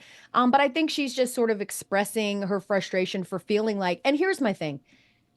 We are still at a place, like the numbers are growing and we know that the games never had more attention, but we are still at a place where the committee should be keeping in mind potential matchups and what that means for ratings. And I think it would have been nothing, you guys, to swap Texas and USC. Nobody would have thought twice about it because yes, while UCLA ended up getting the best of them in the Big Ten tournament, USC had beat them twice previously, handedly, right? And so it would have made total sense to swap those two. And then not only do you not have to deal with a USC UConn matchup in the Elite Eight, but you also avoid, if everything goes chalk, you also avoid potentially having a Final Four matchup with 2 Big Ten rivals that will be facing each other for the 4th frickin' time, and 2 SEC rivals that will be facing each other for the 4th time. And as Rebecca Lobo said, that's not beautiful basketball. Like when you face a team 4 times in 1 year, it just doesn't typically lead to a great competition that's high scoring, this beautiful basketball that we hope to see that helps expand and grow the game. I feel like the committee could have taken that into consideration. We said the same thing last year when we saw Iowa LSU would be an Elite Eight matchup and not a potential Final Four matchup. It worked out in the end, and we got UConn and Iowa. We got 2 of the biggest faces in the game, playing each other. The ratings reflected it, as did the finals. But it just would have been nothing to swap those 2. And I agree with her. I don't know. I agree with you on the potential rematches in the Final Four if all the 1 seeds make it. I think that is annoying. And to think, for them to be like, well, we're not paying attention to that, but then they have TCU and Louisville in the same little section with Haley Van Lith for the second year in a row, potentially playing her old school. I'm like, you are paying attention a little bit though, right? Like, I feel like I'm being gaslit a little bit. Yeah. Like you build a little bit of that. And maybe you could say on one side that the committee says, well, we need these Elite Eight games to also have high ratings, right? If you look at the bigger picture. So that is going to be a ratings bonanza, USC and UConn. But yeah, that's my point, is that I don't really know. I'm with Lindsay Gottlieb in that, like, I would just love to just sit down and figure out what exactly they have to follow an S curve. There's things like that. There's a whole lot of other things that they have to do. They can't have conference opponents meet each other too early. I get that they're dealing with a lot of metrics and it's not an exact science, but it just feels like it would be very easy to manipulate these just a little bit to the point where, like, no one would know. It could be their secret. They could keep it to themselves, but ultimately we would get the matchups that we deserve. Let's play a game of douche or no douche with Elle Duncan here. Give me my imaging. I haven't heard it for a while. And now it's time to play douche or no douche. Here's your host, Douche Le Batard. Person who takes their dog to the grocery store. Douche or no douche? Douche. It's disgusting. I don't want your fucking dirty dog around food. Yeah. No. Why? Gross. And I know you're gonna cook most of it, but like, no, especially the ones that like put them in a carrier so they have even closer proximity to the produce. Why? Do you need emotional support in the grocery store? Do you? Person who insists on talking to you about their fantasy team. Douche or no douche? I don't play fantasy football, but I have 1 million friends, and my husband's friends always try to talk to me about fantasy football. Here's what I'll say. The douchey ones are the ones that pretend like they just want to have a chat with you, but really they're trying to get intel for fantasy or for betting. Person who honks at you because you're texting at the stoplight. Douche or no douche? No douche. That's me. Go. Why you're holding me up because you're distracted? No, I'm very impatient in the car. You need to fucking drive. A sideline reporter who finishes his sideline interview and then does this while walking away, pumping a fist because he's pleased with himself. Douche or no douche? Nailed it. No douche. Thank you, Elle. It's me. Thank you for calling me not a douche. I was nervous. Yeah, we've all been there, and like when we like feel like we like nailed something, we're like, let's go. I'll give like a little subtle let's go. There we go. I reported the news. A subtle let's go. Elle, it is nice seeing you. We look forward, as we always do, to your coverage. Good talking to you. Thanks for having me. Please have me anytime. And hey, Jess. Hey, girl. Hey. Thanks, Tony. Talk on chat. Thanks, Tony. Okay. Yeah, okay. Hoops fans, DraftKings and Pepsi Zero flipping the script this tournament season with the DraftKings Zero Right Bracket Challenge presented by Pepsi. Your goal? To build a bracket full of losing teams and get all of your picks wrong. Pepsi got zero right. Can you? Visit DraftKings.com/Zero Right Bracket and enter today to compete for a share of $100,000 in prizes, and you'll score a free participating Pepsi Cola Zero Sugar product just for entering. Eligibility restrictions apply. Void where prohibited. See DraftKings.com/Zero Right Bracket for details. This episode of the Dan Le Batard Show with Stugotz is presented by DraftKings. DraftKings, the crown is yours. Many years ago, I was talking with Kevin Durant about being tall as a child, and he said that as a fifth grader, he used to pray that every evening that he could be shorter because kids, want to fit in, and he was being gawked at because he was tall, and it felt awkward for him. About a year ago, we talked about a Florida player, a player who had decided to go to Florida, Olivier Roux, who was 7'9", but wasn't one of the top 50 prospects in America, even though he was 7'9". He ended up going to Florida. Florida, obviously, is good enough to win the tournament this year, a very deep team. He's not playing for that team, but he was cutting the net the other day, and there's video of him cutting the net without having to get on the ladder, where he just reaches up there and cuts the net. There's also video of him on the team plane, a team plane filled with ostensibly other very large people, and he just looks very much bigger than everyone else. And sports is a great confidence builder for a number of people, success in sports. But when I see someone of this height and think of all the things that are problematic, including just trying to take a shower in a hotel room, in just any hotel room in America, that person cannot take a shower. And or sleep in a bed, I imagine a normal bed is not something that a 7'9" person could sleep in. So when you add the combination of he's 7'9" and he's obviously a basketball player, and anyone who talks to him or sees him is going to see him as a basketball player, but he's not a good basketball player because he can't move around very well at that height. I remember the stories about Andre the Giant and the pain that he was in. And when I see someone of that height, it generally fills me with a sadness about the unknown because I imagine that person to be in a great deal of pain. Yeah, because that's not just tall, that's freakishly tall, right? Like if you're 6'6" or 6'7", you're really tall, you stand out, but it's sort of normal tall. When I see somebody 7'9", I feel bad for them. And I thank the stars that I'm 5'9", to be honest with you. I mean, the stars you're thanking for that. Yeah. You know what I did the other day? Christopher, I think I've told you that I do this occasionally. There's a step stool in my garage.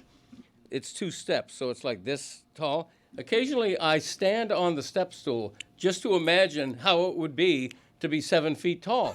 And it is so weird because your whole perspective changes. You're a different person. If you have a step stool, stand on it. Put yourself in a 7-footer's shoes for just a minute. It really changes your outlook. I have never bet. When you say 6'7" is a normal tall, I have legitimately never met a 7-foot human being who's not a basketball player. I've never seen what one of those looks like who doesn't play basketball in the wild anywhere. Just some guys like I paint.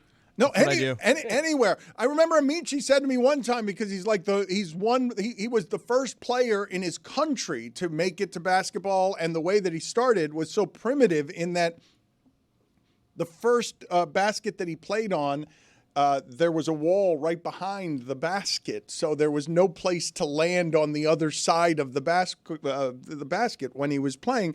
He said to me, there are plenty of 7-foot people, because I'm like talking to him about, well, you had certain gifts being 7 foot, and he's like, there are plenty of 7-foot people who work at Subway, and I'm like, no, there aren't. You guys are just begging someone to talk about the Terry Rozier Osama should have hooped tweet, right? Oh, that's great. You guys remember that one? Go ahead. It was just, he should have hooped. He's tall as hell. No one remembers that? No. So it's an all-time NBA Twitter moment. Is Terry Rozier saying Osama bin Laden should have hooped instead? We mentioned that I joked that someone being tall could also be a painter, and we started talking back here. Yeah. What are other jobs outside of basketball that being really tall would be beneficial? Because painting, now I don't need the ladder for this, for the top of the ceiling here. Or maybe what else being tall would be helpful? Fixing lights. Yeah, Fixing electrician lights. maybe, because then you can fix lights while still standing up and not needing a step stool. A stock person at a store, at a grocery great. store. I can stock that top aisle now. Don't need the little step stool. See, there's other jobs they can do. It's not just basketball. Yeah, I think it's interesting, though, because when you're growing up extra tall, you're made fun of. Not always, obviously, but it's a common bullying technique if you're freakishly tall. I feel like as someone who grew up, red hair, freckles, I dealt with some... That's the child's play of the being. Like, if you're being mocked for being tall, like, that's the best case scenario of all the things you could be picked on for. I feel like being tall. I feel like Chris. Yeah, they deserve it. I think. What? I feel like this is Chris's expertise. Yes, I know bullying. As a ginger kid. Okay, but I've talked to Ron McGill about how he was bullied for being taller than everybody else growing up. Your mother grew very quickly. She was like 5'8" at age 13.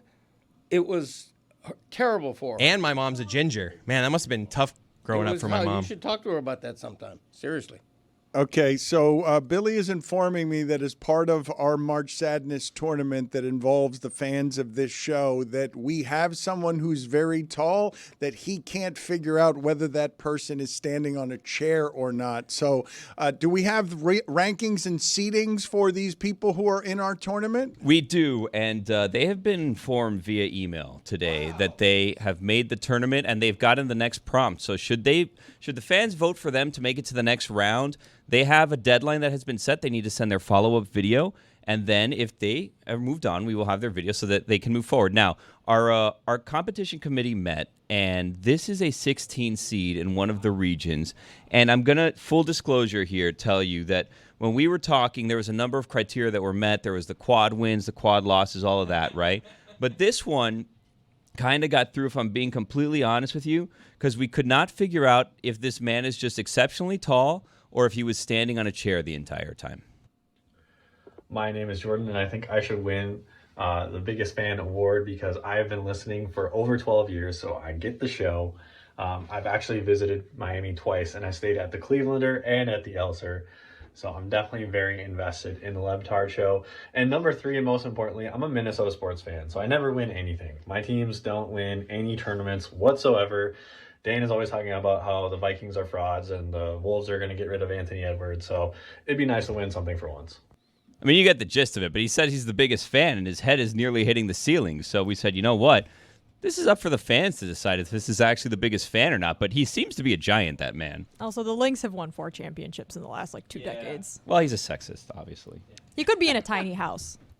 That's true. He doesn't. He doesn't deserve to be in our tournament. Based. Well, he was on a 16 seed. Let's be video. real. He's going to be bounced in the first round because the number 1 seed against him is a monster. So Wait, did Greg see the video of the guy, the cameo that Greg was in? Because that should be a 1 seed. So if that guy is against really tall guy, the 1 seeds obviously is going to be a blowout. We will get that in a moment, and we will play that again for the audience that wasn't listening on Sunday night, because Greg Cody enjoys nothing more than people who reference Greg Cody. So we will get to that in a second as soon as the video team gets to it. But Greg was wearing me out during the break because he was saying, hey, Dan, the West Virginia Attorney General is now involved. They're formally investigating everything that's happening with this North Carolina being allowed into the tournament. this is so much work and ways for them to get bounced in one game. Yeah. Also, James Comey was 6'8", and people used to say he should have hooped too. Wow. Yeah. Lee and I will walk up and down with our dog, up and down the trail, and be like, "Wow, that person was like." When we see a tall person, we always say should have hooped, and it's a reference to that. And now, if you guys were there, you wouldn't even understand it. But now you will. Do you think that tall people that are bad at basketball feel worse? Oh, yeah. Right? Because there's just this yes. assumption, you know what? Because I'm sure they get it all the time. Oh, you should have played basketball. Yeah, but I can't because I'm unathletic and my body is a waste. Respectfully. Yeah, I'm sure there's been plenty of people who were tall and gave it a shot just because everyone was saying you should play basketball. Like Ron. So they tried and they were awful, just terrible. Greg Cody, your thoughts on the West Virginia Attorney General now summoning an investigation? Because I keep hearing it wasn't just Elle, it was also you, and you wore me out during the break saying that it should just be understood that if the school that you're competing against has that kind of history in basketball, all of the things being equal, including merit, you should be okay with North Carolina making the tournament. And it's the opinion of someone who doesn't actually care about the team being wronged. Because if it was your team, nobody would be making the argument of, yeah, it's fine. It's not about this season. It's just about, and I'm with you on the idea that much of this is just for television, and you have to understand that it's not about merit. It's about entertainment.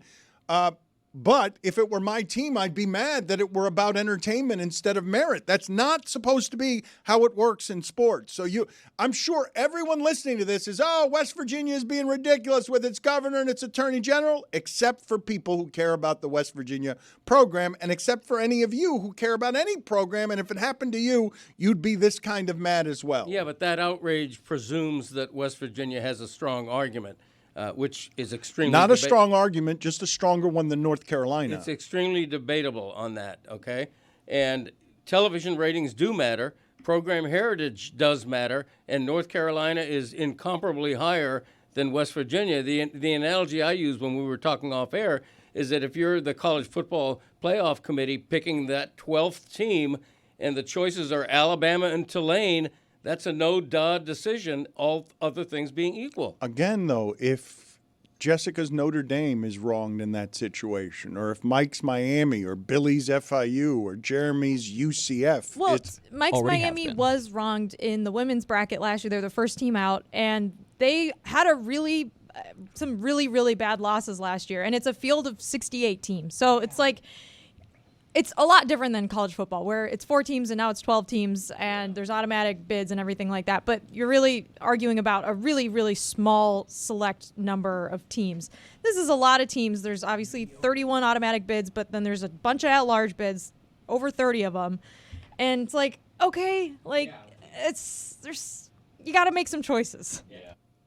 Again, though, you guys don't care enough about nobody here cares about West Virginia basketball. Well, I think it's because they're mediocre, right? Like, we're not talking about, again, like when we were talking about 4 teams for FSU or UCF, you're talking about undefeated teams that feel they've earned their way to be in a playoff. This is a field of 68. So we're talking about, there are automatic qualifiers. So you're talking about what, the 44th and 45th best teams in the country, potentially? There's an understanding of, really, you're going to have gripes over the minutia when we're splitting hairs 45 teams into this field? I understand March Madness's whole thing is anybody can win it because of these one-game samples, but, I mean, what are we really talking about here if you're the governor of West Virginia? Also, more people don't care about West Virginia basketball than do, statistically, in the world. So we represent the majority. And they lost their last game. Had they won, they would have been to a 3-17 team. But I would just say that in the era of gripes, you saying that the minority that feels wronged gets laughed at by the majority, it's why the minority ends up feeling even more alone with their wronged, because no one cares about this enough except for a politician who's out here trying to grandstand. Yes, yes. He does not care about that team either. If we're going to be perfectly honest, just cares about his constituency, and it's wise to care about that particular constituency. This is the easiest possible issue for a politician to get behind and summon his attorney general to help him with, because the people. What are you shaking your head no about? It's just this patently ridiculous. Elle Duncan agreed with me. It's beneath the office of the governor, and the attorney general was appointed by the governor, so that's his puppet, just moving like a marionette to whatever the governor says. It's a waste of taxpayer money. Like Jeremy said, you're talking about the 68th spot in the tournament. It's not even worth any outrage whatsoever. Just grow up, take defeat. You lost to a 3-17 team. Zip your lip. Move on. A second zip your lip. Yeah, I don't say that nearly enough. Mm-hmm. Okay, and another thing is that somebody mentioned the 35th ranked education system in the United States. How about turn your attention to that and don't worry about the Mountaineers? Right. There you go, Greg. Okay, very good. Greg's got a lot of opinions. I want to get to most of them. I also want to get to updating our tournament, which we will do in a second. But I wanted to put before you guys some information that I did not have, I did not know before yesterday. Sean Baker, the director of Honora that won so many Oscars, and also the director of The Brutalist, whose name escapes me right now. Both of these people have said, this stunned me, that the Hollywood film market and independent movie making has taken such a hit in the streaming age. The business of it has taken such a hit where DVD sales and money you can make after making a movie is no longer available. Both of them have said they're broke, that they didn't make any money on those movies. That the director of The Brutalist told Mark Maron, I made $0 making that movie, and Sean Baker is saying something very similar. I could not believe that the industry, that independent movie making is in such peril that Honora, which cost $6 million to make, is unable to pay Sean Baker what he believes is, never mind a decent wage for an obsessive project that requires a number of hours, but that you're talking about people who are struggling to get any kind of paycheck for exemplary work. I knew the movie making industry was in some peril. I knew it was hard to make independent films. I did not know that both people who had made the best film of the year would be saying, hey, $0 or close to broke. But like when you do independent films, that's always kind of been how it works, right? Like you never really make a ton of money off of independent movies. And if you're the director and you direct an independent film with such acclaim, that's how you kind of get your name out there, and then you move on to less artful projects where you make the money. Like now, he'll be doing a Spider-Man movie or something in the future, and he'll make $800 zillion. And you know what? You sell out, but you make all your money. You made your art, you win your award, and then you go on and make all the money. Also, speaking of Hollywood, Vince Vaughn should have hooped. He's like 6'5". Yeah. Wow. He's taller than that. Big guy. He's taller than that. Well, the internet says 6'5". Christopher Lee also 6'5". I was dwarfed Saruman. standing next to him. I felt small. I don't feel small around a whole lot of people. I was surprised by how tall he is. Jeff Goldblum's 6'4". Nicholas Braun is 6'7". I think you can do this on both ends. You can shock us right now. You can shock the listening audience on both the high end and the low end by telling them some actors who are impossibly small and some who are larger than you think they are. Tom Cruise plays roles that are 6'6".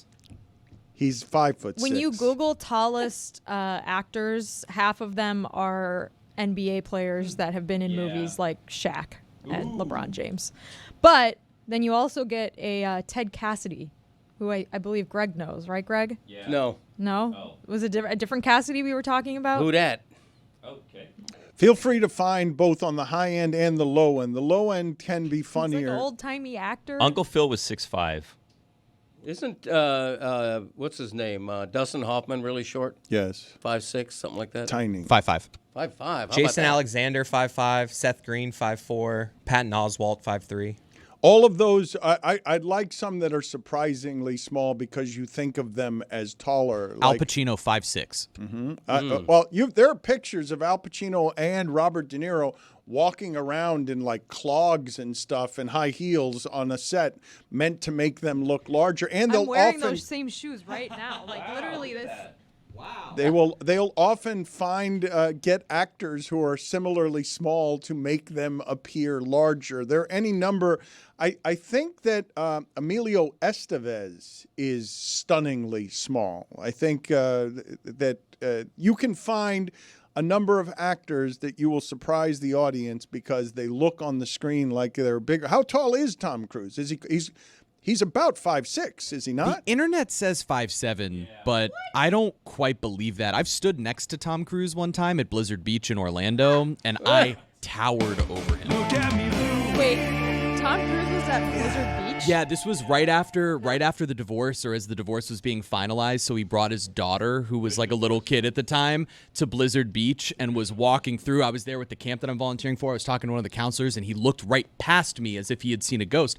So I turned to my right, and I was like, who's this short guy? It doesn't matter. I turned back, and then I looked, and it's Tom Cruise. And then all of a sudden, because he realized that we noticed him, he starts speeding up, and he's dragging his daughter along. And then I realized there's a security detail behind him, and they all ran up, and we tried to throw a Camp Fiesta bracelet at him and tell him, hey, there's this camp, and it's really cool. And then we lied to everybody at the camp and told them that we actually talked to Tom Cruise, but we only told one person. And then by the time we got back to the base where everybody was hanging out at camp, all 80 people at the camp thought that we had met Tom Cruise. We kept that lie going for like 5 years. It was really awesome.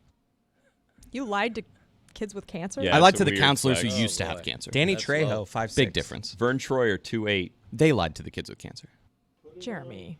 Put it on the poll at Le Batard Show. Are you surprised that Danny Trejo is only 5'8"? 5'6". Oh, 5'6". Also, Brady Corbett, you would have made more money if The Brutalist was actually good, which it wasn't. Wow. Wow. Let's play for Greg Cody what promises to be, or I'm assuming already is, a number 1 seed in this tournament. And just please put in picture the look on Greg Cody's face so you can see how radiant he will get at any mention of his name or any reference that is anywhere near him. Why do I deserve the crown for this year's March Sadness? Well, if I've learned anything watching the show, it's always side with Greg Cody. So I spent a lot of money on Cameo for this endorsement. I hope you like it. Who needs me? It's the manager of the Lobos. Just want to support this guy because he gave me money through Cameo. And I do want to say, in all seriousness, back in my day, we used to take our It's Dan, Stu, and Greg Cody on ESPN. Billy, how many more tournament teams do you want to unveil to the audience? Have you have already got the 68 videos? You've organized them? Yeah, we've organized, we've ranked, and we've informed the 64 teams that made the tournament. So they'll know, and fan voting will start. I believe we're trying to go along Thursday, Friday, Saturday, Sunday. 64, schedule. not 68. Well, yeah, because then we'd have to add an extra round. Dan, you don't want to know the logistics of this whole thing. Trust me. I really don't. 64 and it's one of the rare instances when I do trust you. Yeah, well. Anywho, so here's another one of our submissions. I'm not going to tell you the number or the rankings, but this is another submission to the tournament. When, again, was asked, why should you watch a game with Dan? Dan is talking to Vince Wilfork today. So many things that he wants to say. Then he asked about his wife, Bianca. I just got a brand new wife tonight. Don't ask me about my old wife tonight. Trying to stop Dan's face from reddening. The silence from Wilfork is deadening. Dan just made an ass out of himself. I love him. I still hear the echoing laughter of Vince Wilfork and his new wife in the New Orleans airport outside of the bathroom when they saw me. So if you'd like, we have another one here. Again, the question was, why should you watch the game with Dan, or why are you the show's biggest fan? And here is another submission. You and me, Dano, talking about your great turn on phrases or eating your fantastic popcorn. We can talk about how the band Korn popped back in 1999, how the media game has changed since then. Media, me, dia, my day. Back in my day, getting your jersey retired meant something. Retired? Reed tired? Is Eric Reed tired of Greg Cody trying to make fun of him? Hymns. Like what they sing in churches or cathedrals. The cathedral of sports. What journalists are trying to save, running around like freaks on a leash. The song that popped Korn. Well written. Wow! Nice. A poet! I need to text Charlie Kravitz right now. Greg, how do you feel? Because you are you've got a number of different opinions here today that we have not yet gotten to, and I'd like to spin the wheel of Greg Cody issues, if you guys don't mind. I'd like to spin the wheel right now, and I will tell you what it is that's on the wheel. We've got Tommy John is on the wheel, the NIT tournament. Aaron Rodgers is on the wheel. Let's see what it lands on.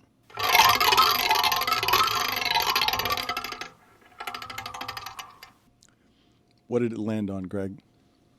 Oh, I get to pick? I would think someone No, else. you have to read it off the wheel. The You wheel look at the picks. wheel. The wheel picks. and pick the thing it landed You on. got to pick the Oh, wheel. right. Okay. I think NIT. It landed on NIT. You think so? Or Yeah, it was wavering, and then, Okay. you know, the paddle, and then it went over at the last second. Okay. The NIT tournament and the other pretender tournaments, there's even a new one. I think there's 3 now. But the NIT and those people, they need to disappear, okay? 68 teams is enough. Everything else is a leftover. If you win the NIT tournament, don't cut a net. Don't act all happy about winning that trophy.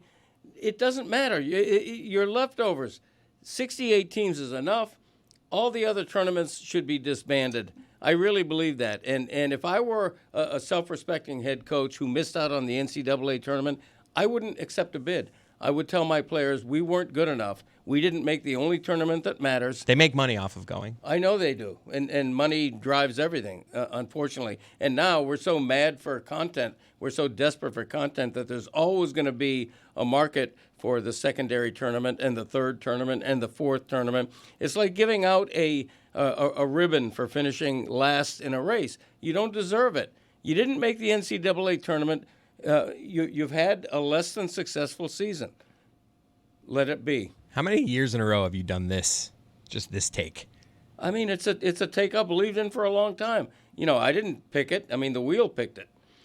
You are against the NIT in a way that's that's strongest among all media members, and I can't wait until the governor of West Virginia and the attorney general are invited to West Virginia winning the NIT tournament and celebrating it with their local politicians. Did you guys see that there was a controversy with South Alabama over the weekend?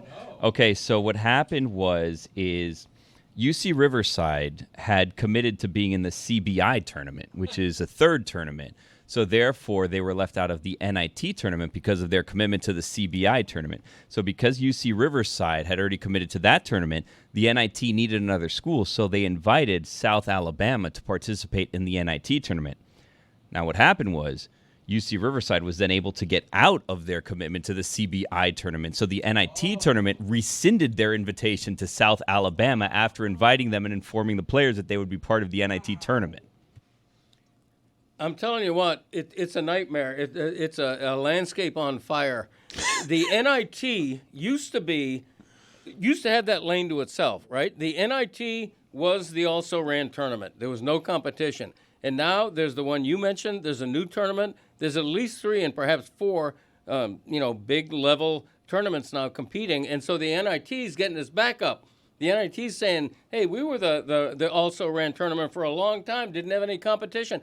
Now we have other made-up tournaments competing for our also-ran teams. It's ridiculous. And the CBI is different than the CBC, right? Yeah. Which is the College Basketball Crown. That's another tournament happening in Vegas. Too many tournaments. And the CDC is the Center for Disease Control. Also, the NIT used to be the premier tournament, right? Like back in the 50s before the NCAA took over. The Premier NIT, League. and it was very prestigious to play in the NIT. Yeah, the NIT. Call it the knot. NOT. Spin the wheel again. When my pap was the manager of Duquesne, they won the NIT, I believe. What did it land on there, Greg? Oh, wow. I am thrilled by this. Getting to talk about Tommy John. Okay. Tommy John is known for 2 things, surgery and underwear. Okay, Tommy and 288 wins. Tommy John, wait a step on my punchline. Tommy John surgery. How could I have known what your punchline is? It's like Garrett Cole, Tommy John surgery. A couple of things. Number one, Tommy John did an interview. He's 81 years old, still alive, God bless him. He did an interview with AARP magazine a couple of years ago. He's against Tommy John surgery, which they named after him because Frank Jobe, the surgeon, wanted to give it a name that people would remember. Tommy John rightly thinks that there's too many Tommy John surgeries now. They're too routine, and the majority, like 60% of Tommy John surgeries, are to high school age pitchers. He's against that, and I think he's got a point. The other thing is he's against their arms getting hurt. He's against his name being associated with it. He's against too many surgeries. He's against the surgery named after him being used. To play through the pain. Yeah. He's saying probably if you're a high school kid and you might need UCL surgery, it might not be worth it for you to go through that surgery is what I imagine he's saying because of the thousands upon thousands of high school kids getting reconstructive surgery with Tommy John. I would imagine 5 of them maybe make it to even professional ball, let alone the big leagues. You're 100% right. He's certainly not saying play through the pain, which is ridiculous. Tommy John underwear comes out, and poor Tommy John, he's thinking of suing Tommy John underwear, which is unaffiliated with him, only to find out that he couldn't afford the lawyer in that case. But as Le Batard mentioned, stepping on my punchline, Tommy John, and take it from a Baseball Hall of Fame voter, Tommy John deserves to make the Hall of Fame. The only other pitcher since 1900 with that many pitching wins not to be in the Hall of Fame is Roger Clemens because of steroids. So Tommy John is Hall of Fame worthy on just about every level. His career ERA is like 3.3, which is really, really good. So instead of just knowing him for surgery and underwear, put this man in the Hall of Fame while he's still alive. Did you guys notice, I don't know if this story is something that has gotten traction or if it's something that's happening outside of South Florida, but my wife was very confused recently because it is taking her months to try and get a DMV appointment. that one of the things that's happening with all of the chaos in some American systems failing and the government being actively broken, the DMV is not functioning correctly. But now people have done some reporting to find out what's happening there. The appointments, the free appointments, are being booked by people who are affiliated with like the driver's school or the traffic school, and then the appointments are being scalped. If you want to get a free appointment at the DMV, you have to pay someone who is hogging the appointments, because there are scalpers who are taking the DMV appointments and then putting them on the secondary market On Game Time? so that you have to pay for them. Genuinely, it's insane. And if you have to go to the DMV in Miami, good luck. Lehman drove to Vero Beach twice last year to get his car registered. That's like a 150-mile drive both ways. That's where Wild Bill's from. We could not get an appointment at the DMV here. It's crazy. I just did not have a circumstance in any scenario non-apocalyptic where DMV would be something that I have to pay for because people are scalping DMV reservations. Is that only because we're a corrupt banana republic, or is this happening throughout the country with DMV? Well, you can also just wait like 3 weeks. Like you just make the appointment and you wait. There were like no appointments. I drove to the Keys when I needed to renew my passport. Made a day out of it. But Went like to if Jimmy you want to go to Johnson's the Big one at like Chill. Magic City, you can't get an appointment. Like the last time I tried, which was like 2 or 3 You years guys need ago. to know a person. Exactly. You know Billy. a person, then they tell you which one you go to, and you go to like someone. It's you drive like 25 minutes in there. It's next to like a post office. Okay, but you go some in and people out. can't do boom. that because they have work, and they Yeah, can't be like out standing in a line at 4 a.m. to get into the DMV just to get their license renewed. You know, it's too bad Dan's wife doesn't know anybody really important who could like make a phone call and sort of circumvent some of these. Or can't afford $25 to get the reservation, or is making some sort of principled stand about there you not. go. But it's taken months, Billy. It ain't a week's thing. It's not waiting for weeks. She can't get an appointment for many months. The Miami-Dade tax collector is named Dariel Fernandez, and Fernandez said in a statement that in the 3 weeks since their office opened up in downtown Miami, a suspected 200 appointments came through with suspected scalpers. I mean, in 3 weeks, 200 of the appointments they think have been booked by these people who are reselling them for price. Can we just start everything over? Can we just press I mean, this is the end of all of society, right? This is going. The tickets are going, or the reservations are going for anywhere from $25 to $250. Yeah, let's just end it. $50. Yeah, it should be against the law, scalping government access like that. It really should be. But the secondary market changed the music concert industry. When I was growing up, you'd literally wait in line overnight to get a Rolling Stones ticket as soon as they went on sale. Now, you can barely get one, and you end up having to pay a lot more on the secondary market, right? Let me spin the wheel real quick here, one last time here. See if we can get Greg Cody's. What does it say there, Greg? Okay, I had to wait because it was just wavering. Aaron Rodgers, still unsigned. He's holding the NFL hostage. He's going to wind up with the Giants or the Steelers. Some people still want to float that Minnesota Vikings rumor. Namely him. Well, he does, but they're committed to J.J. McCarthy, assuming he's completely healthy from what kept him out all last year as a rookie. But it does make you wonder, though, that if the Steelers, if Aaron Rodgers is good enough for the Steelers and the Giants, why wasn't he good enough for the Jets? Is Justin Fields better? I think that's something in retrospect that you can ask. But Aaron Rodgers, he's on fumes, but he's still a big name. And if he goes to the Giants, I think that's where he needs to be. Do for the Giants what he never could do for the Jets. His ego needs the big city. So it's at his age, 41, 42, he's still a major player in this league. Who's he holding hostage? He's holding the teams hostage that that Pittsburgh and the Giants make a decision already. Make a decision. They need to move on before the draft's right around the corner. Make a decision so that the team you don't pick can move on. Why wouldn't he just try and wait out the preferred option of Minnesota? Why would he, so he can stop inconveniencing you and you can, because you're accusing him, you care so much about the Giants and the Steelers being held hostage that you think he should choose one of those lesser preferred scenarios to the one he prefers to satiate you? No. When I say he's holding hostage, he's holding the two teams that really, really want him. They need to move on. They need to get another quarterback if he's going to say no. And most of the quarterback options are gone now. But why does he owe them anything? He's trying to get the best spot for him. And the best spots are available for him now, and they were 2 weeks ago.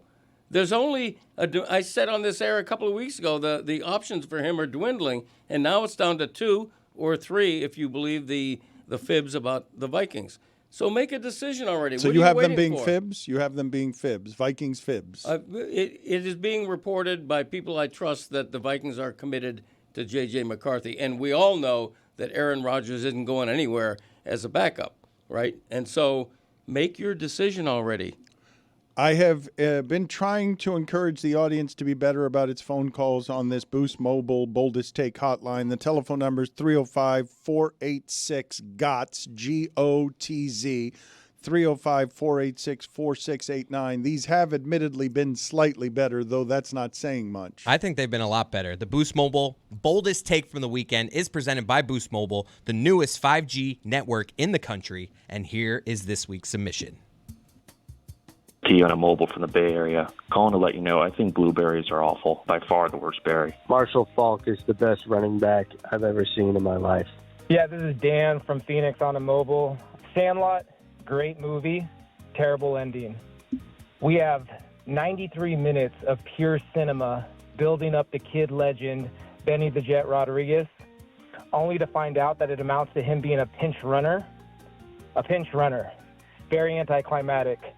I've got a tour song. And I'm here to remind you of the check down pass that you threw to me. He's got gray hair. He's left-handed with the eye black cross that you wear for me. To it. Hey, this is Tony in Orlando. My hot take is we should not be able to get speeding tickets from cameras. Police officers should have to catch us breaking the law in order to give me a ticket. I'll hang up and listen.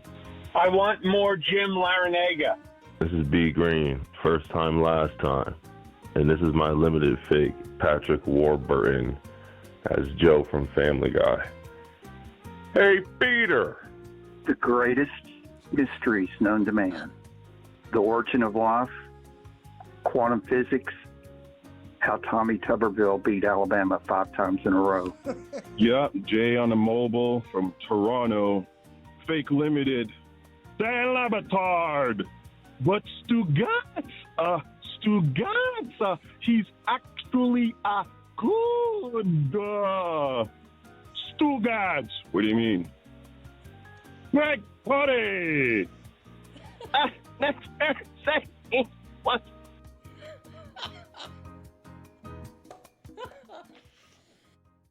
Do you guys remember the astronauts that were stuck up in space? Well, they're finally coming home. How long were they up there? Like 9 months. They were supposed to be up there for a week, and then something happened to their spacecraft that got sent back home without them, and now there's finally a crew going to the ISS to replace them and, I guess, rescue them. So they're coming back.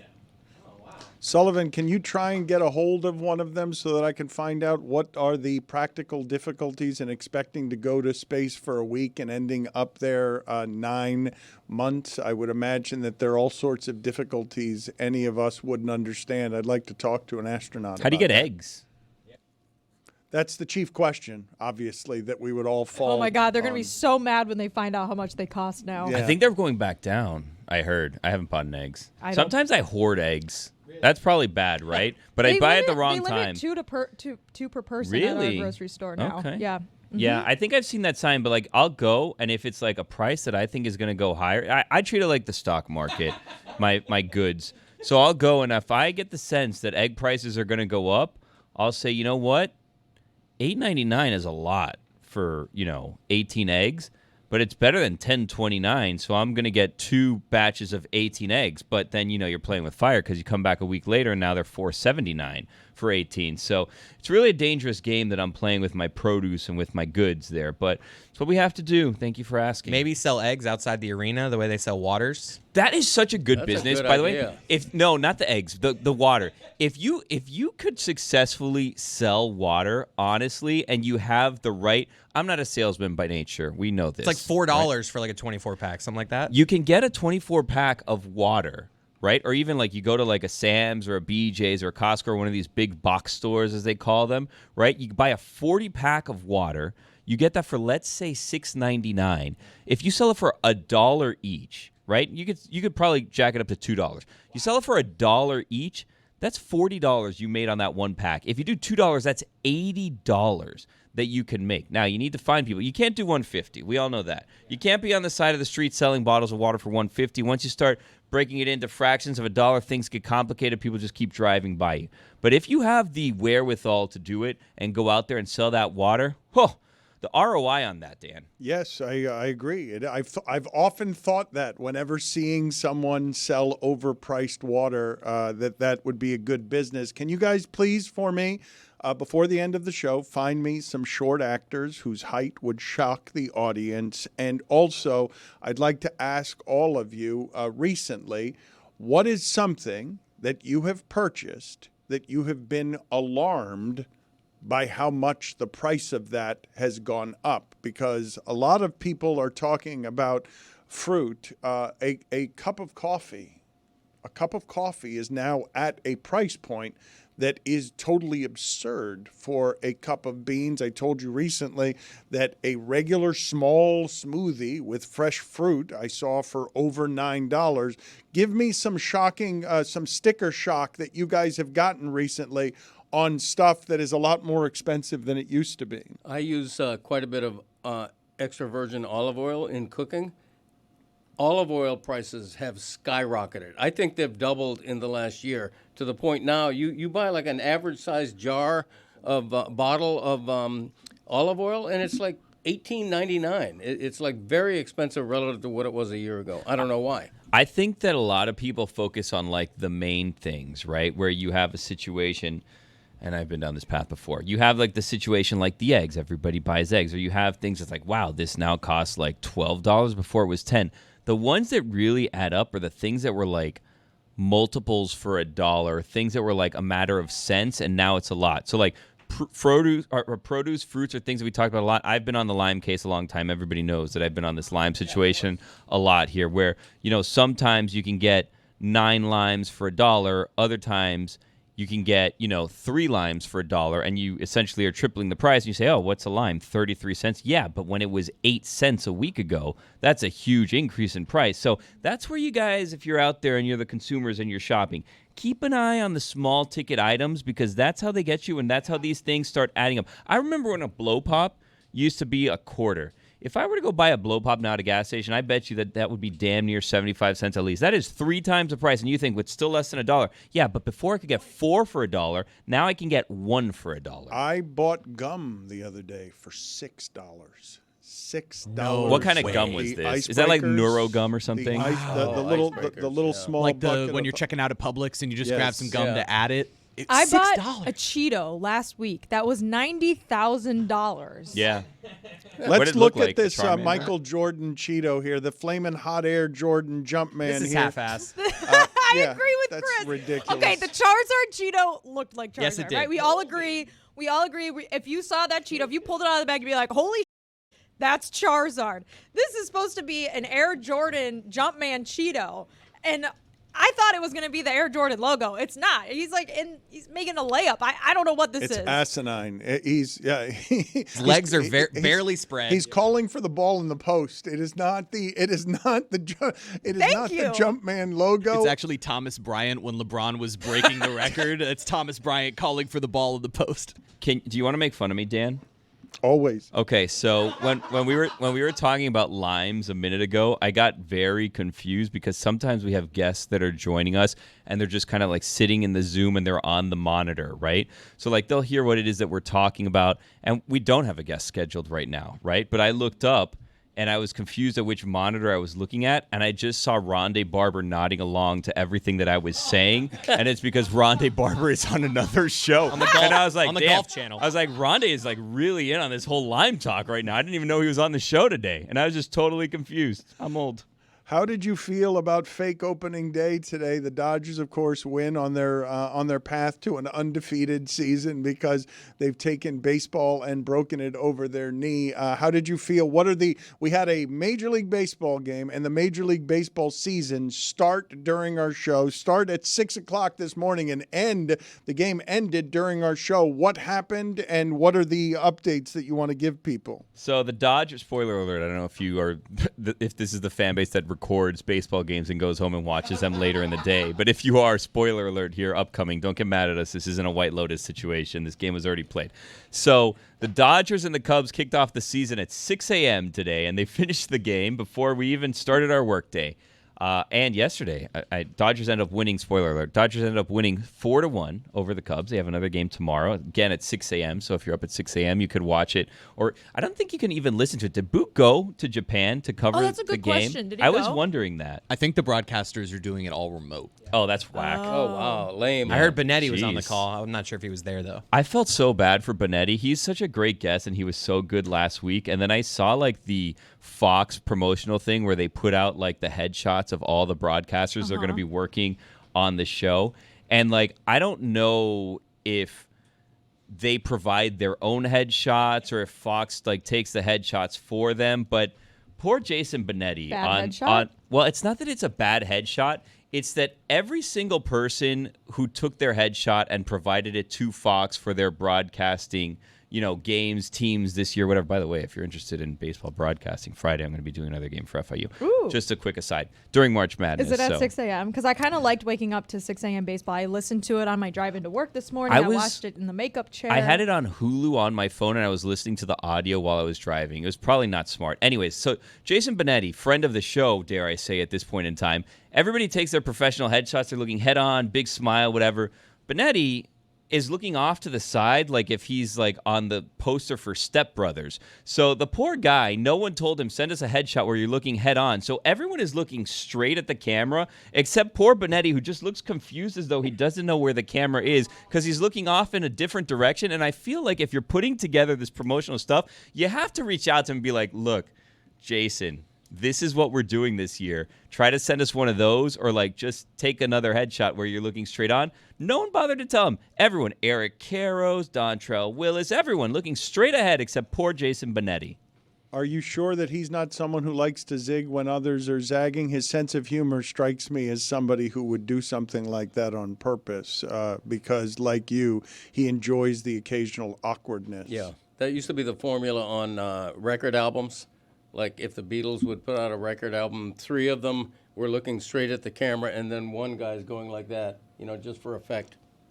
I like the vibe he's giving off in it. It's a good vibe. I think he just has a good side because, like, in pictures, I'll tilt my chin down to the left a little bit because, like, I want more of my good side showing. Straight on, asymmetrical face. I like what he's got going on more than Adam Wainwright. He has taken up a lot of that square. Yeah. His left eye is looking at the camera. His right eye appears to be wandering. I like that look by Benetti. Just to clean up here, actors that are 5'7", Jesse Eisenberg, Robert Downey Jr., Mark Wahlberg, James McAvoy, and Rami Malek. Thank you, Chris, for getting me an answer to that question because I think some of those will be shocking to people. Please forgive me here because I was not aware until you guys started making this reference over the last couple of days. I evidently ruined White Lotus for people, or I ruined the Walton Goggins penis scene for people. There's an ongoing contentiousness between our show and some of our fans. Yeah. Just in general. In general, but also specifically about spoilers. I have gotten a lot of feedback over the last month or so, but also 4 years, that we spoil things and that we don't give good spoiler tags before we talk about things. And this is ramped up in the last 3 weeks because we've talked about White Lotus, which the first 4 episodes were kind of a spoilerless show, in my opinion. Nothing really happened. But also, you gave away on Monday that spoiler alert for Righteous Gemstones, episode 2 of season 4. Yep. Walton Goggins had a nude scene in the first act of the episode, which some people felt was a spoiler, and we should have warned them. Perhaps we just spoiled it again. But I gave a spoiler tag. What is the spoiler there? Like, you're going to see a wiener? No, if you're going to see a wiener, you don't want to know before. You don't want to know before. I feel like there's a thing called consent. I mean, I do agree that it was... I would have preferred to not know it was coming, but it didn't, like, ruin the episode. And also, people were mad last week when we said that the first episode of the season was just a Civil War Bradley Cooper so episode. What is, so which I also disagree. Like, we're not saying, like, oh, my God, Tony Soprano shot Paulie Walnuts in the head. Like, spoiler those are spoilers. That doesn't happen in The Sopranos, by the way. Well, I guess that's a spoiler that it doesn't happen. Can we make a show rule? Because, like, here's the problem, is everybody is watching at their own pace, right? So are we just not allowed to watch it until everyone in the world has watched it and discuss it? Can we say, like, hey, you know what? Moving forward, Wednesdays we will discuss the happenings of the Sunday night shows. And if you don't want to know what happened on the Sunday night show, watch it before Wednesday, or we're going to skip it on Wednesday. Spoiler Wednesday seems like a perfectly reasonable thing. Monday is a bit aggressive for a show that's on at 9 or 10 o'clock at night. I understand why people wouldn't have seen it. And people got mad at us when we discussed White Lotus, I think on a Tuesday or Wednesday last week. But if we let them know, hey, if you want to watch this it's like a book club. If you want to watch this with us, our visual book club, Wednesdays we will have our visual book club where we will be discussing the happenings of these 2 shows that we have been discussing and that are relevant in pop culture. I learned the hard way when I accidentally ruined the finale of Survivor, of all things, like 2 years ago, in which I thought I was the only person still watching Survivor, and I said, oh no, a lot of people are still watching Survivor. Survivor has an insane cult following. Crazy. I have a bunch of friends that are like so into Survivor. They're texting about it in our group chat nonstop. I have no idea what they're talking about half the time, but they're like super into it. But I'm with you, Billy. I think generally we're trying to do our best when it comes to spoilers. We're trying to do Spoiler Wednesday seems like a fair compromise. Dan, do you like Spoiler Wednesday where we can talk about the Sunday shows? You're saying we're trying to do our best, and I cannot make that allegation because I've not been paying attention to what the rules are here, and I'm still not clear as we talk about it here what would be the universal consensus on when I'm allowed to talk about certain Sunday shows. Like, when would it be okay? And I'm asking the question not sarcastically. I'm asking sincerely, what's the proper amount of time, and is it show dependent? Because you weren't doing a Survivor spoiler the next day, No, Billy. I did. I ruined it the next day. You did it the very next day? I did, but I was excited because there was a girl from Miami D, and she ended up, spoiler alert, she ended up winning the whole thing. And I thought that, like, if you watch Survivor and you're watching the finale, that's something that you watch the day of. But I was wrong. I thought White Lotus was that. I thought that's something that people watch together. Well, yeah, I think that there's also debate, Dan, over what actually is a spoiler. Yeah. Saying that someone's going to be naked in an episode, to me, like, yeah, I'd rather be surprised by it, but I wouldn't consider that a spoiler because it's not part of the plot, right? So people getting mad about, like, oh, finding out the first episode has Bradley Cooper in it, like, you would have found that out within 2 seconds That's for sure a spoiler. of the episode airing. I think Wednesday's a good cutoff for us to talk about specifically White Lotus and Righteous Gemstones because they're both on Sunday, And it's a Wild Billy Wednesday. And we watch those shows. So I feel like Wednesday is an appropriate amount of time. You've had Sunday, Monday, and Tuesday to catch up. And if not, then check out that. We'll put it in the label. This is where we're going to talk about this show. The other thing, this is our Billy, book club. Is like if you really, really don't want a show spoiled and it's going to like ruin your life if you find out, like maybe. I don't know. Don't watch it when it airs, or change your life. That is true. Like that important to you. If you're gonna be someone who gets mad about like it, mad. That's I'm talking serious about like to you, angry people. Watch like the show. Really mad people. I'm not saying like people that are like, oh, I'm You so can't- annoyed. I'm you can't- talking about people that are pissed. You can't care that much, but you haven't watched the show. So like, how can you care that much? So, like, for example, we can't talk about how the masseuse was murdered until tomorrow. Well, we watched the debut of Righteous Gemstones, even though Le Batard had sort of ruined it by not only alluding to the episode, but really describing it in some detail. But I was pleasantly surprised to watch that episode and learn how wrong Le Batard was. I thought it was a wonderful episode. I loved the series, and I loved that background story. I thought Bradley Cooper's always good. I love him as an actor. Which did you like better, episode 1 or episode 2? I haven't watched episode 2 yet. Why don't you spoil that one for me, too? Well, I already did that for the audience in episode. They yelp at John Goodman for like 10 minutes. It's so funny. Okay. I mean, Walton Goggins. Spoiler. Oh, wait. Air this tomorrow. Being angry while nude. Funny. Like it's not just full For frontal. no reason at all, by the way. No, Like, no, totally. reason. No, but But we'll talk about that tomorrow. I guess we're doing that today. All right. We'll talk about that. Yeah, tomorrow's Wednesday. That's Wednesday. Civil War episode we can talk about today if you'd like. Yes. Danny McBride using 2 episodes of Righteous Gemstones to go full frontal nudity with these 2 things. One, someone enraged while naked is funny. Someone getting in a prolonged fist fight that goes from indoors to outdoors while full frontally nude with BJ, even funnier. This couldn't be more of a spoiler. All right, so Tuesday will be our season book 3. club this week. Tuesday book club. Spoiler Wednesday on a Tuesday. Yeah, I'm going to just keep doing it how I want to do it, and everyone can get mad. How's that? I'm not going to do it. Wait That's for fine, Wednesdays. honestly. Not going to do any of that. I'm All just the power to you, Dan. Yeah, thank Dan, you. do what you want to Thank you. do. Going to keep doing that. I Yeah. like when you take the steering wheel and you take charge and you say, you know what? Screw you, everyone. I'm going to spoil things on my own terms. Don't care. Keep getting upset, and it's fine. The Ruiner. I'm totally fine with that as my nickname. If And you guys also, want to make me that. The The thing he Ruiner. just spoiled was from season 3. That's not a spoiler. Well, I'm catching up. Aired over No, a year you guys ago. are making all your own rules when it comes to the spoilers. Like, there's no consensus on this. And if in the modern age, when people can get things more instantaneously than they ever have, and you're also not giving me. You're giving me a suggestion, but you're not giving me what's a consensus, because I could do this on Wednesday and still be accused of spoilers. Since there are no rules, I'm just going to talk about things on our talk show when I feel like talking about them. And if people then want to get mad, that is okay. They can call the West Virginia governor and the attorney general and make all sorts of noise about that and that controversy. I asked initially, caring about what the answer was. You did not give me an answer We on definitely what the, set up Now, a day you- and time, and Spoiler we gave Wednesday. structure Spoiler to Wednesday. avoid this situation. You said- but we were don't want to brainstorming adhere back to the here, rules, but- so that's fine. The Ruiner. Your rules that We you- came up with it collectively to benefit everyone involved. But Well- that's fine. All right, TBD what we do about Spoiler No, we're just going to do Wednesday. whatever. Do you guys have any opinions otherwise on White Lotus, or are we closing the category entirely on any White Lotus? Because there are only a couple of shows.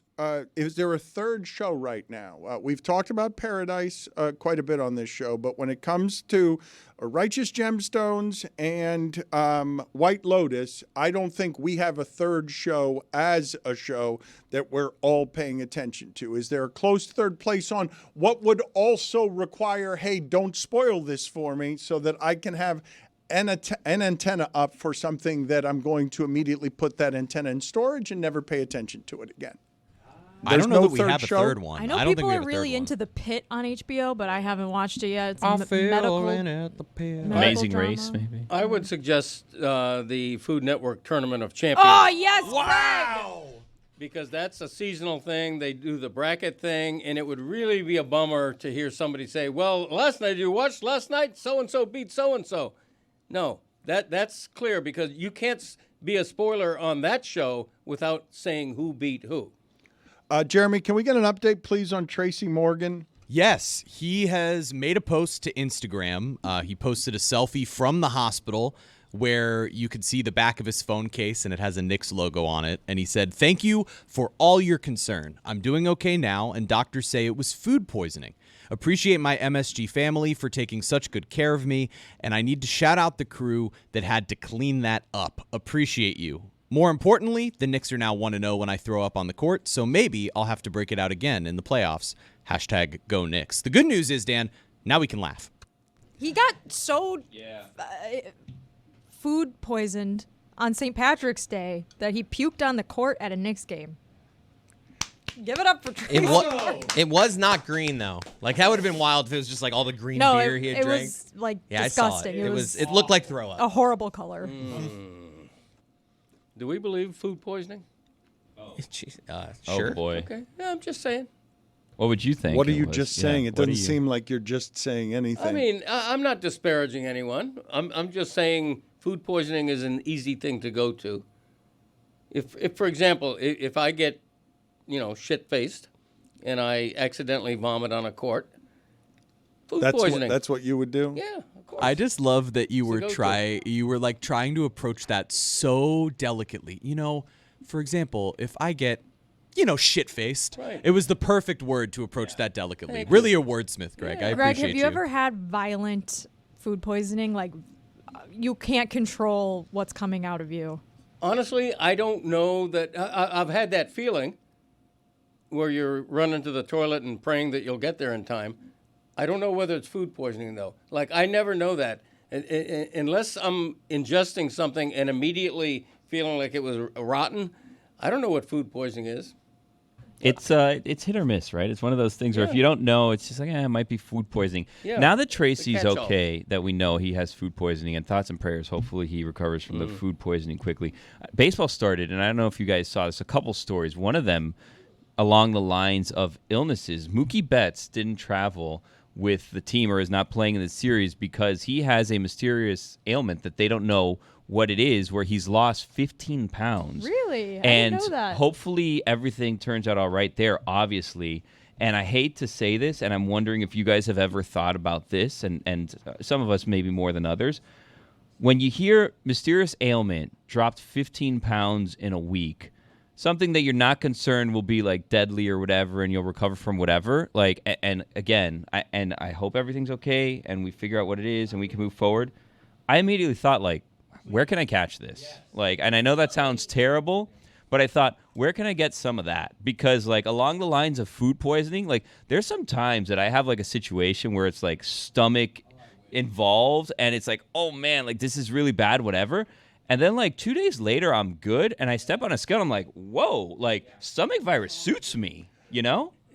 I've also, I can back Billy up on this. I, like, years ago, It's slimming. got super sick, like, for days puking, and I lost, like, 10, 12 pounds. I got pneumonia in college. Same thing. It was awesome. And I look in the mirror now, and I just sometimes think, that could help. I mean, we could do it like, I will not eat gluten. I'll go on a paleo diet. I will stay out of, getting into the sugars or whatever. Or just give me a stomach bug, Knock it out in 3 days. Let me live my life, Lois. Porzingis recently had a mystery illness. Put this on the poll, please. And again, hopefully everyone's okay and we recover from this and it's not serious. Hopefully we're okay if we get stomach bugs. This is making me sad. Porzingis. That we It's all not have worth eating it disorders? when you feel, or? yes. This When you feel conversation- that bad. This conversation, or imagine if I was 7'9". What would make you sadder? Put it on the poll, please, at Le Batard Show. Does everyone have the sniffles now at Le Batard Show? Because we talked about this the other day. I do believe that everyone's just a little bit sicker than they used to be. And when you're talking about food poisoning, you're talking about, you'd know it if you were food poisoned. You would just not have control of vomiting and everything coming out of every orifice, right? You'd have less control over that than you ever did because you had eaten something that was bad. And Tracy Morgan, who's battled with alcoholism, has been sober for nearly 30 years. Good for so him. your theory that he was hammered No, doesn't I was really just check out. I was just using that as an example. He was saying he wasn't saying that while saying it. Yeah, he was saying, no, he I'm wouldn't. just saying, but he didn't say it. He just asked the question, I Yeah, use and it wasn't myself- hammered. Based. I use myself as an example. Yeah, he said if it was him. Right. There's another baseball story that I teased, and also kind of a WNBA story here because there's similar parallels to these stories. So the Marlins recently put out an ad saying that, hey, if you used to play baseball in high school or college, why don't you come out? We're going to have this thing where you can play against our single A team on like practice days, and we'll pay you, a sum of money. I think it ended up being like $150. So like former athletes or athletes that played high school, college, professional, whatever. I don't know if high school was involved, but you can come out and try out to be on kind of this like practice squad to play against the single A team. And then yesterday it came out where Major League Baseball said, Oh, no. That is not going to happen. We're not just going to have a bunch of random people playing against minor leaguers. WNBA, the LA Sparks, said that they were having an open tryout for a team of men to be like a practice squad to compete against, the LA Sparks. And then that was met with a lot of creepy comments on Instagram. And then people like Cameron Brink on the team came out and said, I'm not so sure that I like this idea. Very icky. Male practice players have been a thing in women's basketball for as long as I've been alive, at Pat least Summitt decades started and a long decades time and ago. decades. But like Billy said, they put out this tweet and all of these creepy responses were like just making horrible comments about the players on the team. And she was like, hey, this is weird. And maybe we need to do a full background check on every single person that we're bringing into our facility. It is a Marlins story, though. There's no outside of the A's. There's not another organization in baseball that would get the negative blowback of you're paying amateurs how much to play against your single A players. What are you shaking your head about, Cody? You're down on the Marlins in general. This another season for the Marlins is starting, and they have one baseball player anyone locally can name. They ran off a manager of the year, and they are broken in every way, financial and otherwise, that make it so that opening day, which should be at very least the one day that you are guaranteed hope, you don't really have Skeens that is pitching, either. so it's going to be a tough one. That's a matchup, by the way. I don't know. I'm not here. Matchup of the year. Yeah, I'm not here to be selling tickets for the Marlins, but opening day, Sandy Alcantara and Paul Skeens is going to be electric. After that, I don't know. Game might take an hour and a half. Yeah. Ooh, you know what?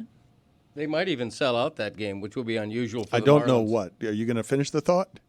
Well, Greg was going, so I just... Go ahead. Finish your thought. Well, no, it's fine. Did you see the Bananas sold out a football stadium the other day? Amazing. 65,000, and then the reports are that the Rays can't even sell out the Yankee spring training facility where they're playing the entire season. Only 11,000 tickets need to be sold. Yeah, there's a lot going on in the baseball ticket sales world at the moment. And the Bananas are taking a victory lap on the Rays. I'm growing tired of the Savannah Bananas. Oh, yeah, join the club. What? Oh, my God.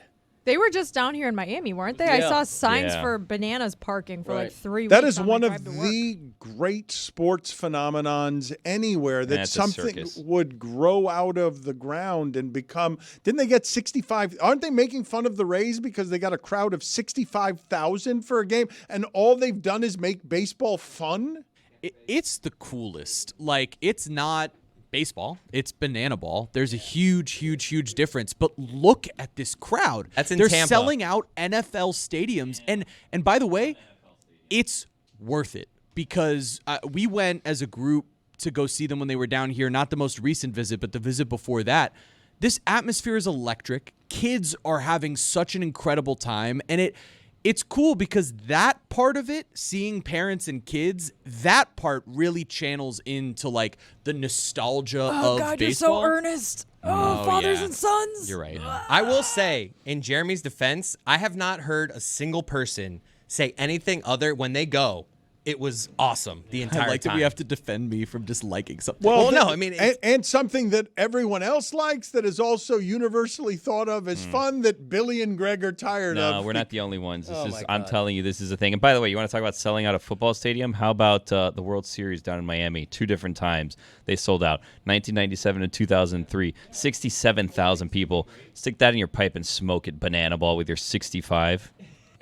It's a clown show. I eat banana ball. You're running around wearing capes, actual capes. Look It's- at that dimension. That left field wall is 120 feet away. Get out of the here, Rays, right field wall. the Rays should lean into this and just get wrestling with it and be like, bring it, Bananas. You guys think you're good at baseball? Right. We'll whoop your ass. I think part of this is if we're being real, in another life, I'm on the Savannah Bananas. 'Cause You it's definitely- the perfect you could be hybrid on the of Marlins baseball practice player squad. and I guarantee theater you, kid. Jeremy looked into the Marlins practice squad thing. I mean, I saw the LinkedIn post. It's just a modern day Harlem Globetrotters, which I What's wrong with that? I thought we had all outgrown that. Throwing a bucket of water on somebody, but there's confetti in there. It's not water. Ho ho!